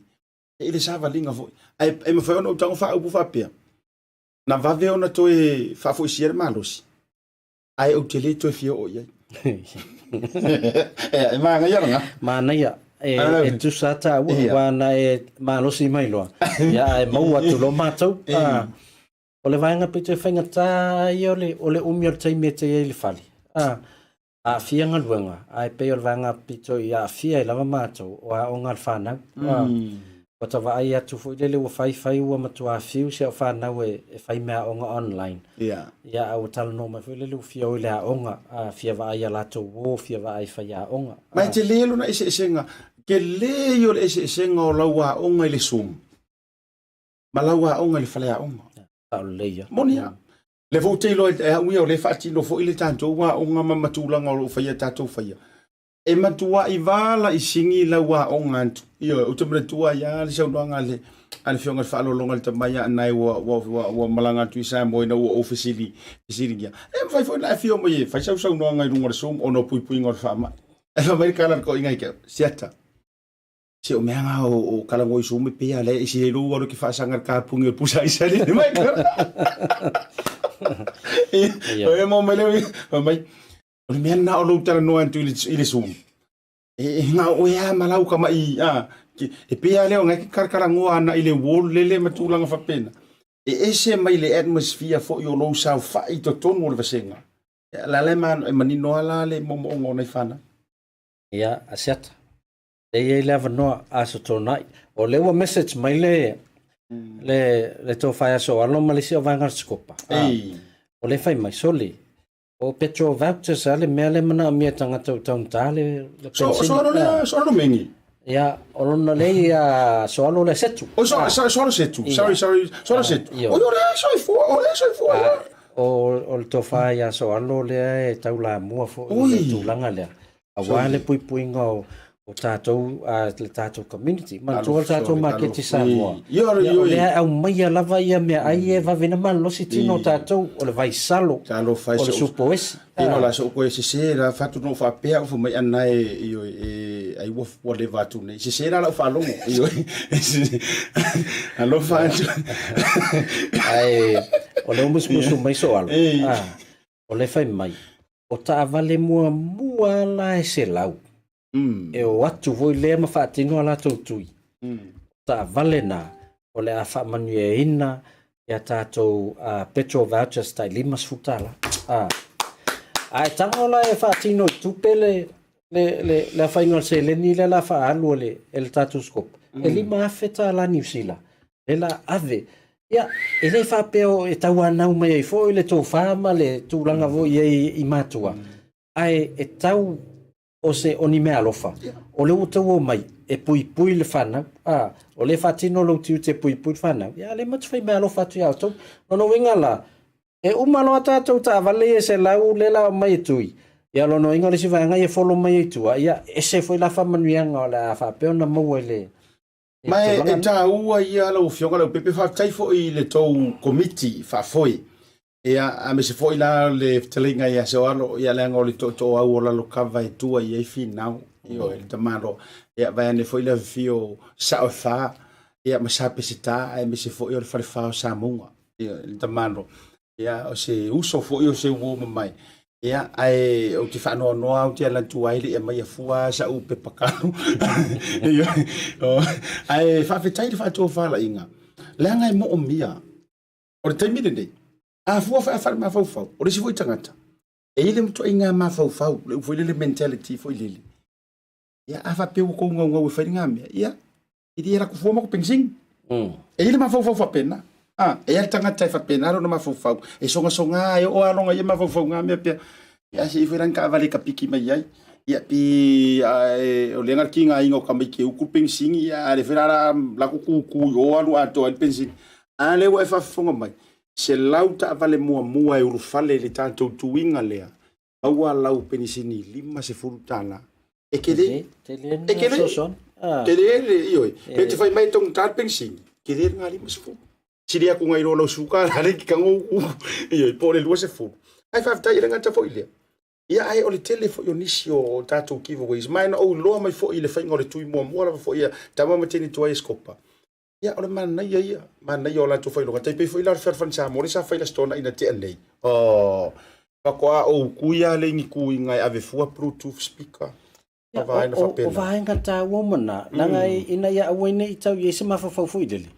O le tau me fai tau ina ia tau mawai mea ia. Le o le te sau e fai le tui e pui alo whanau ma pui oi. Ai o nai mea alo fai ia. Tatou, o tatou tu maanga a tatou aia Samoa mar Pasifika. A fifio mai nisi mtalaba au mai ni valaudia. Tatou te fai mea alo fa. Aneia. Tu langana, le foi lau ta pena le tatou skopa nai mea alo fai ia. Ia moi la tau o le ava no atu la stonai. Ia la ye fo tatou fa ili e tata e fo ile aso. Ia awa fo I fa fianga fo ia o e fata tale fai lau tui. Ia la fo te musika mai fo ia tatou pese Samoa. Pe ona masani ai. Ia wa fo nisi ta pena nga tele tatou asosi. Ia le ye fo ia vi ngai le tu o ia ona uma ia nei fautuanga ma nei me o mo fatino nei fa moi.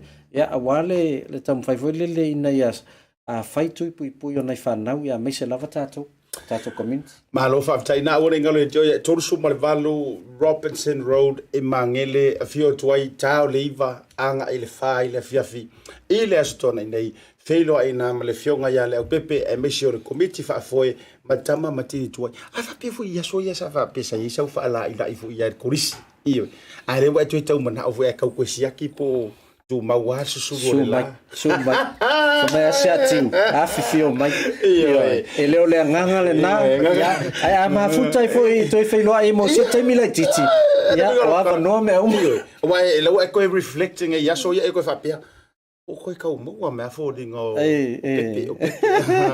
o tunia le sa u ai ya so ya ai o le ia ole atele ia ni nai incentives po ni nai me lo fa foi ole o ina tama mtini tuai a walo to wa fio mai tala mai au ole foke va ku e sa we marka kama o maunkia ia mana ia e fionga mauntia rapi ia bia sunga le fa ia on salo tu ilona lima manguti ale la fa ia la stona ile ia le faina lana ole lupe fa le fo tama tuai ale matou kolisi ia fa ftai atono le la watu o sa ule tanga te fa mau popo ni mer kolisi ale la ole la watu la sa fa si pisio manguti a fo yon tintem faiva pe ona ngalue fo tono ngaluenga tau tuai o te lo fo tasi nei tanga ta ele o to ile ni tui io po le fo ile numero ma le fa ingo tu yo le ala u ia ilona tino e gai ko ila ye to inga ai yo le auto uma o a fa fo mai ma lo la no sai to ta ser va ngala ma asia ona tato wo lo la ia le se ila u kong yor kako o ai le u manu malo ile tato fa fasili le o ma tu langa le tato Pacific 40 ai mai se le nei tai mi fa tonga o lo ye le lockdown ta ole to tala fu samo ia ole atono le service pito e pisi ala ia le tato talo fa voucher tato cash power o te le fato ai loa ia o le mawhai ona latu tongi atu cash power mo latu ai ngai Samoa e whaonga tātou a talo whawauta ia paua vaenga tā ua mana o mia mai o le ingoa lai alwe le mita lai le star ai le mita ia ma le mita nampa o vaenga nai te whai a tangata le Samoa alu te le mita ta o ma le mita nampa ia lafo mele ia te oi nei ia na fua lava le oe le cash power ave e fa ngal talo fa voucher tongi ai po New Zealand po Australia po fela le nei la langi lo e mafuta mai na e mafai ona e tongi talo fa voucher anga i Samoa ya e fa ngal to ai ngai e fa ela to fa tau o meta mafa ya langa ta fa na tongi no cash power tongi no pilio vai ya olo ye fa mai si tau tu ese ya anga i sa o ye tatu website le www.pacific40.com ya o inaim fan fata wel talo fa voucher mo New Zealand ai na fa ngale internet banking ya e tango fie ya po le fa ngala Leaupepe visa po la master au Australia mai se tunu uma ye fa ngala tato visa mal tato mastercard ona ile im fan fa ngala internet banking ya tunu na Alo whaafitai, ia, o lea whau tātou programa le tautai ia, e tātou osin tātou malolonga. Mariso tātou whasalong whapisnisi, e kau kilo kunga whamsingo. O ai leo lea maua te terisa o foi mai. Laura keiso le tātou 5 tala Samoa, te tisa voucher po o le, top up voucher po tolu su tala New Zealand. E maua i lau top up 5 tala Samoa. E atoi foi mai whasalong whapisnisi nei. Bluwave Ngalumoana. We are focused on providing digital solutions for our Pacific people. With a creative team that incorporates Pasifika values and cultures, there are no limitations. We offer a variety of digital media solutions that cater to Pacific peoples. With over 10 years' experience in graphic design and photography, we take pride in creating art with a Pacific focus. We also specialize in filming, editing, and live streaming.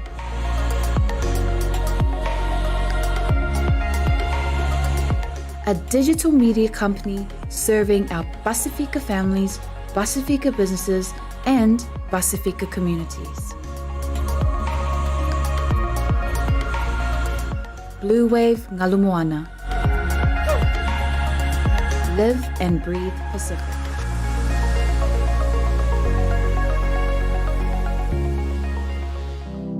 Wa afia Samoa le Covitis Fluiva. Download nei loa le Samoa Travel Tracer app mai le Google Play po le App Store. Install ma le sitala le numero lau telefoni. Whaola le Bluetooth ma ia mautinoa le ola le app I taimi uma. Ele isa data e whaongaina I le taimi ola I le app. Pasia si I le Samoa Travel Tracer.ws moni si whamtalanga. Tātou ngā lulu e whantasi mo le saunga le mua Samoa. Do it for Samoa.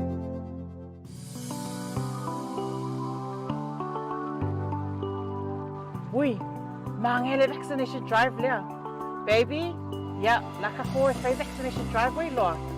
Te umai maua I se top up e vili e daddy. What's that? Daddy and Samoa, baby, eh? Paul molea, o I whai e kuik leko viki. Sao le, o kuia le kako skopa le whakingo mo le kako community. Yeah, but I'm sorry. O se o whangau lewa fi a aia nga mako supoi. Mo moli ia mam le ngaluenga. Ea, e se ko breakfast. O ia, tawi leia, le whai e mauan maruta eo. E moi? Ioi, mauan pankeke ki koko. Mea uma e whakaui mo e. O whalongo fo e kou incentive fo ngale le top up I Digi Sau Samoa. Ka fia vilia hanlai o. Ia, uma wako top up e sendi o le number 1 lai o. For le number 2. O ia, ke lea. One number 1 for ile I petrol. Ea. Oi, e uma whangalo koe whangamalo ka valea. Ia ngor pole, le vai mau petrol voucher. Ia wa, o le kali a o le pusta a. Ia, ma ngai a kele a me sili ai. Mau a whele rat test a or fali. Ia koe siaki fali so whangau. Ia, seki. Let's go, kids. Ia, sua tu iau pitola. Okay, whastai lava. Les copas save to get a vax. Aso tōna I nei tāo hiva I le whai le fiafi. I le no whuanga tolu sa Fumaripalu Robertson Road I Mangele. Talo sa kaina reo mai o tātou a inga wō mai masangi. E whai o la tūtui mua, tui lona lua, po o le pusta. Au mai whai o tātou walo me whanau mai le 5 tausanga le sa Fumaritasi tausanga. E whai o la tūtui pui. Toi whawhera ia tu Samoa I lau whaafonga maua nei vanga o lea fiafi I na ua toi lua sumenu tun talo li tu la e fitu, ta fo I fitu, whamai ali tātou porklamo le tautai ia e nei vanga fo o lea fiafi. O vai a kungai nei le lua e le tātou whaalau I loa, lea mese fo I o Samoa le aingo si tausala iape au. Ia, o tau whalongolongo atu ala e, o lai Samoa, aio, ia, malanga fo I ni whalavlave fo ia, le tiwa le misi tafawar tangata ia ai fa tai fo o mana tua fa le tuyo na itamiti ia le sina vaenga o le ngalo o le tonu valu e na Robinson Road fai fo I tui pui mo fana o mele 5 tausanga ana I le sifuru maritasi tausanga tātou whiro I le tāli vele astona ia sau nei tā me ia tōri tō malanga le lo mo Ocean Net o le uo o I le lo ia le whaatala noanga le tātou Ocean Net, ai mai se fo ni so ainga, whena e whailoa, e fia ringa ko ainga nga saingi mai lalo. Salo lewa se vali atu se fulu i lātou lewa tamwhai whaola i a lātou internet i le Ocean Net i Wellington. O nei au ki lani masalo lewa ova malilua se fulu i lātou lewa a whaongaina le tautua. A to tele o nei ainga ia. O nei ainga o lo iei whawhita uli o lātou connection se teimin nei. Kei lau nau o tuai ia le tātou official Ocean Net ma whatatan noa. Ia, ele ngata o lo o iei vaenga o laisi lou wai le internet. A o lai tutongi le plan fo le laifa mai e o sao e tona iei se lau. Ia lai o atu whai atu le test. Ia, nao le fast fulu sao ala iei. Ia, o vanai vaenga la na lau o mwhailona fo ia ina ua sui mai anga i le tātou Ocean Net. Ia, wai umato e whai lea le test. Na ua maua se lau. Na fo lau isi tūlanga fsoswani le Ocean Net. A so poloa uma poto le fale na ia manino ai ia vaenga o le tautua e whaatino uma e le tātou office ia pe o le vaenga pito i mana ia lava asiata o le atu voi lea nau whaataltala noa leina i ainga o fie tatanoa mai ia te ale wo o matalanoanga fo i ainga i Samoa mtulanga pena ia o whai atu ia tamo lau wakin pesta e tele na fo i mai ala a oe visit ainga vo ia o tele nau mai matai tai. So, mai ia, o ren whai ia, la vua te le ngal wena ia, la vua lans whaftai mai, la vai ia si ainga, whatu vai tatou mea nala matana tongi puspisu kua e tongi. E fi whatale tongi nol pili. Ai, peo nei vaenga na Asiata. Leo, ole ana vatau tam whaile Ocean Net. A fo i leo au nanga tūlanga voi lele, avala au mai. Au atu tali te mina. Ala fo e tali atu lawe lau oenga ngana Samoa. A whaape walaulia mai o atu Maota e asiasi. Olo te mina, ona ua mātou wa ai te lo tātou company internet te tele e te mine. A talo sanga tu e pem whainau mai, ia wha mai, masalo pe tolu aso o atu sesi. A lela whaatali ai lava. Ia le whaafita uri le, a lolo na wha mai, on sa e mai luno lenga. Toi titi tū la, o isi ainga wha mai lua i tū la, o whaatatali, whato atali mai. Rea la tau whatato Ocean Net.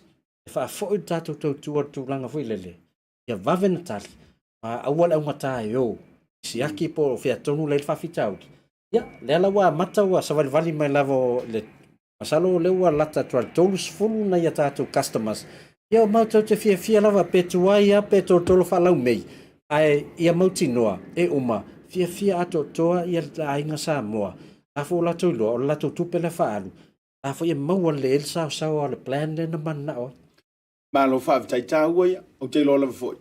O le to te lo ni so ia a inga e me so ila to o to fai tau fa uma ia la to wa plans a to wai manisi o au nanga sai ai. Ia me foi na vili te mine nei. O foi te no foi. Ki wo ai ke mi uma ila plan nga. Ia au ai mi sir fa pitore o sui ngisi ku ranga fa pito. Ai mana ia foi lo vili le te mine nei mai fa tala no. Me al pesi avane to lo. E whaatala noa. A matona whaatala noa le tebili nei, pe fwini nei vaenga o no mawhai ei, o na whaamuta le o nanga le nau e pia whapeo ngai silo. Tua silo wala ngai tāua, o nei ona po. A kau ko ai fwoi, wa irisi teimi Leaupepe. E isi vaenga soro koe vea kunga. E whaale fia mai i prokalame isi teimi fwa mai se ngai whai moku. A ele oiloa. Ai. Ele ele o ile motu. Uso alai motu langa ia se vea siri tu langa la tu internet. Ia, ia awala mwhai ona test po lau internet na whale tonu. Ia, po le wartero po kalame e download e oi. Ai mata mai. O le download e oi le po kalame. A whailai le o sawa lau connection na iai. Ia, e alo luava ia tupe e tūlanga voi le alo lua load. Ia. E sau le langunga, pe langu mori, pe langu mori. Pe la ta vili voi le. Pe la ni niva lau connection. Ai te ale o na lau connection. Ai o tūlanga na. O le vaenga pito i sili ana na o tia i fo le loto voi. O nei a inga ia mo te o atu. Se lau 5 te masina le pili la tongi. Ai matou au titilu atu la tau pili. Masalo pena le valus futa la le mea la e whaonga. O le si fitus futa la. O la e alu i mea la tau te leo whaonga ina.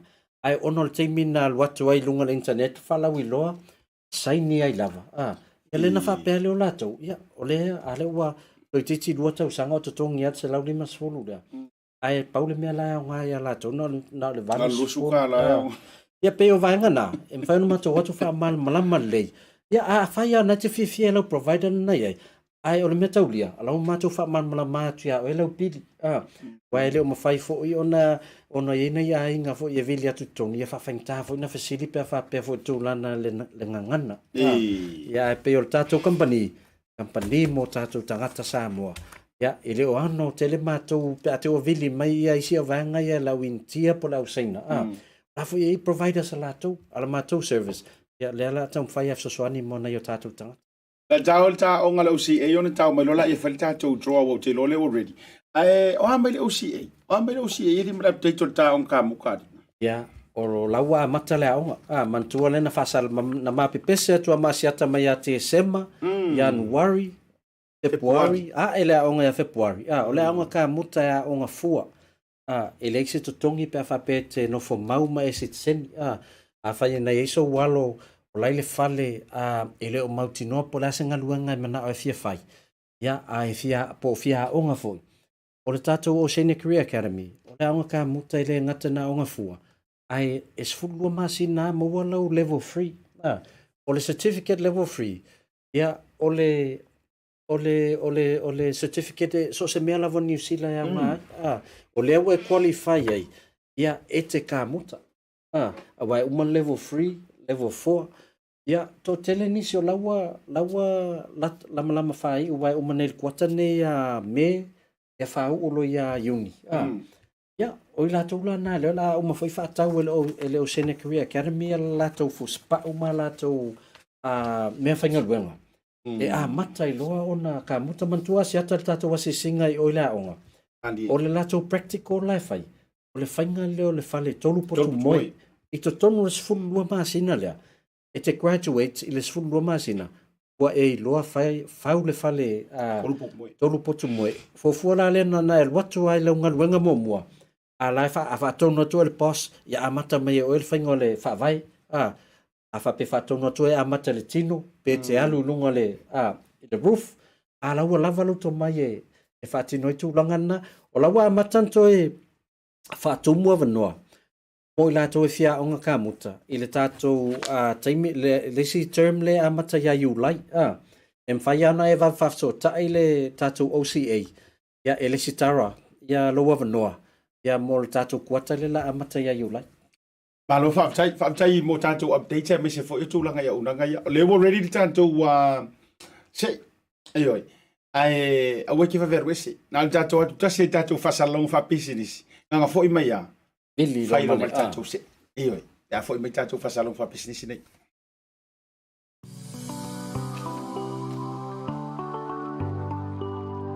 Ui, mangele vaccination drive lea. Baby, ya, laka for vaccination driveway loa. Te umai maua I se Taupea vilie, Daddy.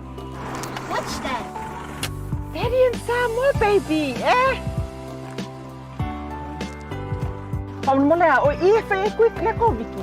Sao le o kuia le kako skopa le fakingo mol kako community. Ya vai sorry. O se o fangau le wa fia aya maku support momoli ia mam le ngaluenga ese ko breakfast. O ia tawi le ia le foi mawon maruta eu. E moi. Io. Mawon pankeke ki koko.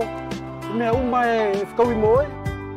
O falongo foi e ko incentive foi ngale le top up digi Samoa. Fia vilia hanlai o. Ia, uma vaku top up percently o le number 1 la yo. Pole number 2. Oh yeah, kele ya. One number 1 for ile I petrol. Oi, uma fangalo ko fangamalo ka valea. Ya wa pole, le vai mo petrol voucher. Ya wa, ole kalia ole pusta. Ya, ma ngai kele al mesile. Mau foi le red test. Ol fali. Ya ko siaki fali so falo. Ya seki. Let's go kids. Ya. Suatu yo pitola. Okay, lava. Les copa save to get a vax. Aso tona nei taul hiva I le fai le fiafi. Ile no fuanga tolu se fuma le valu Robertson Road I Mangele.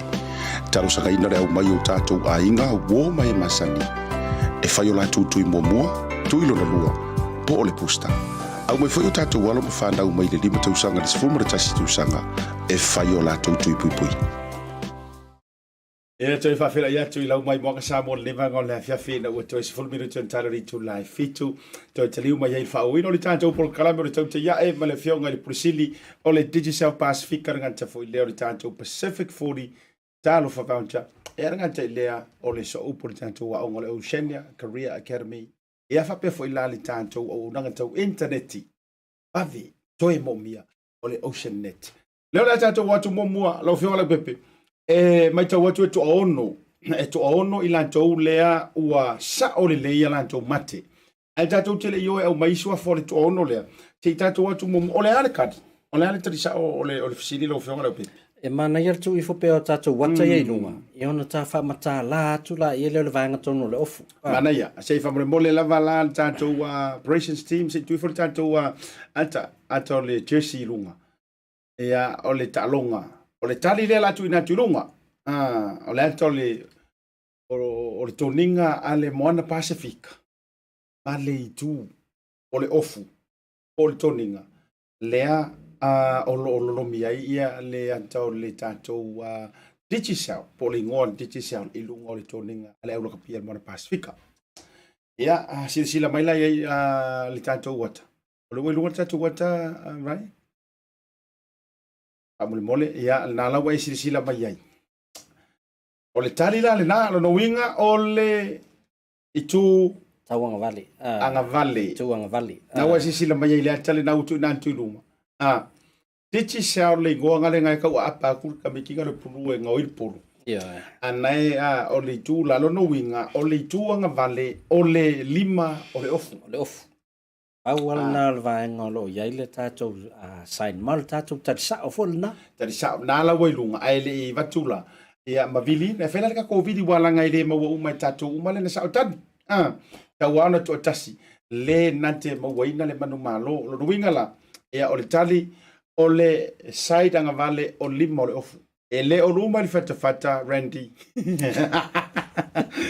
Kasi le makamaka ele mata Randy talonga sa pisi voi Randy le stona e wai man tuol me ai o tadi ai o fai ava o pisi fai fai o le ai ngor to lua e dise be la ale fonga no makamaka pi e le fai ia ai o le tali le na lo no winga sleeves Anga Valley o le jersey e sa ovo e fai ona fa sa oina o le itu Anga Valley pito Anga Valley mana tuala e tauna la vea mai le lima le hand wala nga e ku Anga Valley fo o no winga la o le tari sao o le lima Anga Valley tolu sulta la New Zealand ia le tatou failonga fa maruru tu la o so ya rent nei ko Anga pe o e fai me ai le ai ngo ia ai me le faina fa talo fa usa sai la tatou volunga se i fai tatou vili o swa fala nei o ila tou le o mai tau atu lea ua manu malo le sao de tali ai tau te o fai tatou vili ia fa to amaua i le manu malo sao o le sunga ya Vera le ya taua ia pati mai tatou mo Vera le ya taua le ua ofi lo swa frese o le sunga ya Steven Terubasa o le sunga ya te pora siaosi aleni ya sa vo te fo ye o le o mai vanga le sai masani la so te o le o mai era vanga ai wo umatara la tu ai fo le anga vai fai ni te e noka Naomi ya mana ya o ngai sui fo o le si o Janet oi Janet tawanu no mana ya Janet tawanu no mana ya na uto mai lunga ia male sunga elna ai te lona o ile sire tofu o ile sua foto o to etu o le ka upside down mai ka ko ingoa mapu ile sua to etu mapu ile sua elna o tanto sua fala ia la fai me tanto vili o ai ole ai mawaina ia le titi shout up to sultana New Zealand no winga fatu to san limas sultana Samoa ia i lo ainga le Samoa me sele mai le numero alo ainga i Samoa ia tato vili vamos mole let's ready to spin now and 3 2 1 let's go ia man ia ka vili ka ko ki esere man ia alua tua i lava tur sunga ya to tu ma por sua O lea ua manu malo ai le sunga ya tu mapu i le sua. Sa tau va ai tu lona ingoa o lea ua manu malo i le tatou top up i le nei foi vaenga o lea fiafi. Ma ngai era fai ngore vidi le se finga unga le. Ya, ai o lea ngafo. O lea ua tutu se le leia mal fatata no ina foi. O le ofi mea o te tisao le sponsor moana Pasifika. E le mvai voi na ngalo ya tu le fiafi na malo ai le top up. Aula silile o ai le la fo ia ta papa tu ia masalo lo pola sa moto tu ia a fa pes a o ia nei tu a fa pe o le te ala le Samoa ia omi mai le ile tato Tautai le messenger Tautai omi mai ia le numero le telefoni e watu ai lo top up e fai tu ai le fionga le pepe mai el programme a fa pe o koiku o le ngofo fiki po Australia po New Zealand po America e te tango lai au mai le suafa o le tangata lai Samoa lo ainga ia po lau tautonga ia male numero le telefoni make sure o te tisa a e au mai se ku mera le si fal telefoni e o te rol tau sanga fofo toa o ye lau topa a mai ala o sa o le ala o fiona o pepe ia mantua numero le tisa le a mata le fitu a fitu lua a fitu tolu tato numero na al titi salem fa top up ya il tato me alofa le wa fa peona fa ilo atu la fiafine o le fa fsili me se uso ya Simon mai e fa mo le pe ye si ro fsili ngo yang kwai ma o le si ma fsili o la lo ai la fsili le la tau fa ya si fa o le si ma fsili le la tau fa ya to mata mai le sofreli e mo mai mata mai so vai so atu e wo no fo pu fa mo malanga fa yang a le laina e timu ia e te tau fai mai si uso le si tatou por kalami ana ia foi a tati atu i lau fa soa tai au ia tu watu se si tatu top up tolu futa la te sa mo la por kalami tai au ia pula la fsili la ngolewa a toi mai a Simon la e mo por la por kalami tai au a foi o mata o por la fua ia lau sau tai au ia a na loa o wa yele a tonu mole neiva yasu e fa manatu ai foi le sponsoring al tato te salo al tato a Moana Pasifika o le tato Tautai yaso uma lava neiva yaso o la kiva way al tato voucher a tolu suta la New Zealand ya e te tau ala ona e mata mal pokalami ya ma eta pena mai ya polale fsili al tofa asiata o le afa peona fa tati atu ya wa foi se credit molo ai ngai Samoa palo ia le na ia le lau matala ia senga o le usa no le fionga le li pulisilo le tatou titi sa Pasifika e ano no winga o to foi le matu parpala o le tatou wa programa Tautai ia lo winga Simon Steven Vera auto uma ia na le manu ia ma se usa ia rent ko kam foi mai liska ka nga ki fangu na so tayo ia ato no te uto manu malo o le lau sa mangisi fa fsidi ke lo nga auto wi lo tat la bebe so no fai ia on fa mai le ta programa ni vanga fiafi ya faftai Asiata nei te ua tale to mafuta isa sol nei vai aso amotinolas for really to Moses fa manatu mo le tato fainga tu ia pui mo tato skopa ile aso to nai ya e te talo atu foi i tamam tene to ai o le tato asosi ya fafso tai mel tato komiti o lo i foi 11 no em fai ona mai tato ngal lue fatasi le telefo o lima e mama ai se venga ya awale tato tautua o lo ta pena mol si o tatou atunu ai le astona nei ina ia fai atu i o le pusta mo i latou wanga va e langa te fona ia o le whanau la iti a wafo le latou puipuinga mai le whama ia whaftai tele Asiata mol matou wavanoa ai le nefiafi whaftai fo i le sunga ia nai ia le lipulu le tatou Bluwave a mesa tatou au whainga luenga ia mol tautou a whai pea wale long pui le ina o si o tatou atunu Alo fa telo fiona Leaupepe mo le tatou wa no les farele ta wai te wa pisi la fiona tulanga fo yo tapenanga ia ai man to sta program fa was Friday for e mi sos frele le wut fata ti tulanga tatou entertainment e mai tatou tama pese mai Samoa ia mo le as frele anga fo ne e ka ko kama ko kia le la fata no les frele tasi fo yo di tauta ua malolo a non si fonga Samoa ia ai le ava fa ilo tu le soteo a o le ufa mo tu mai ia le tulanga le ai sera manga o le tau tamali la foi fonga vatele Atua le tu ia tu Samoa ia po klame le ia so tatou filo ila so taiao mana tua le songa lau le mali tu profionga te telefonu e mai tatou update tu langa o fa mai Samoa misi ia o ila tu fo ua mali li wai nei tamama tina le o reportia mai ai mo le fia lo fatele tu Samoa mo ia fa so songa Asiata fal malu mo tatou BluTV mai se fo le fionga Leaupepe paso i fua mai ia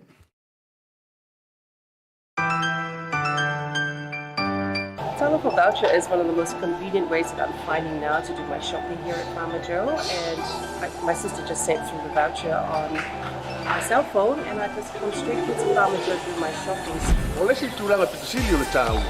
O le lafo me o le pepa tala o loa. O na whaanga le whaatau i o loa e au ngā mo le ainga. I think it's really convenient for families overseas if they don't know how to help their families here. Then this is the perfect way. Mai ai la sa sunga fua tau e lesi a sa. Le fia po i sa we mo mawina le foi au nang fo e ala mai le talo for voucher. Ila wana whaatau ma me te mga oi ile voucher. Tai mo le talo pa voucher ua maua le apususi o sewa fine.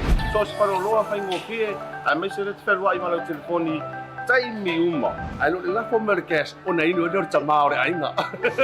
Whaatea tu lava le talo pa voucher mo le foi au nang fo whaatai. Ma lua lava le tampai. Whaatai talo pa voucher. Teki talo pa voucher.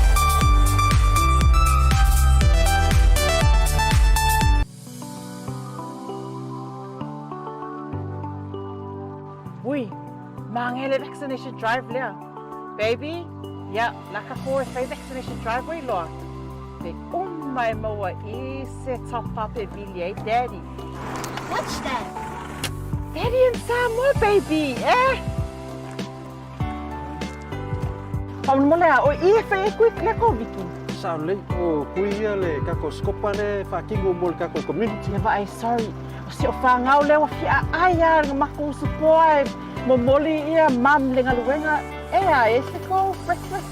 O ia, tawi leia, le whaia mauan maruta eo. E moi? Io e. Mauan pankeke ki koko. Mea uma e whakawi moe. O whalongo fo I e kou incentive fo I ngale le top up I Digi Sau Samoa. Ka fia vilia han lai o. Ia, uma wako top up percently o le number 1 lai o. For le number 2. O ia, kele a. One number 1 for ile I petrol. Ea. Oi, e uma whangalo ko whangamalau ka valea. Ia ngor pole, le vai mau petrol voucher. Ia wa, o le kalia o le pusta a. Ia, ma, ngai a kele an me sili ai. Mau a le red test. A o fali. Ia ko siaki fa le so whangau. Ia, seki. Let's go, kids. Ia, sua tu ia o pitola. Okay, whakai lava. Les copa safe to get a vax. Aso tōna I nei tāol hiva I le whai le fiafi. I le no whuanga tolu sa Fumarevalu Robertson Road I Mangele. Taro sa kaina reo mai o tātou a inga wō mai e masani. E whai o lātou tui mua, tui lona lua, po o le pusta. Au mai whai o tātou walo ma whanau mai le 5 tausanga le 10 tausanga. E whai o lātou tui pui pui.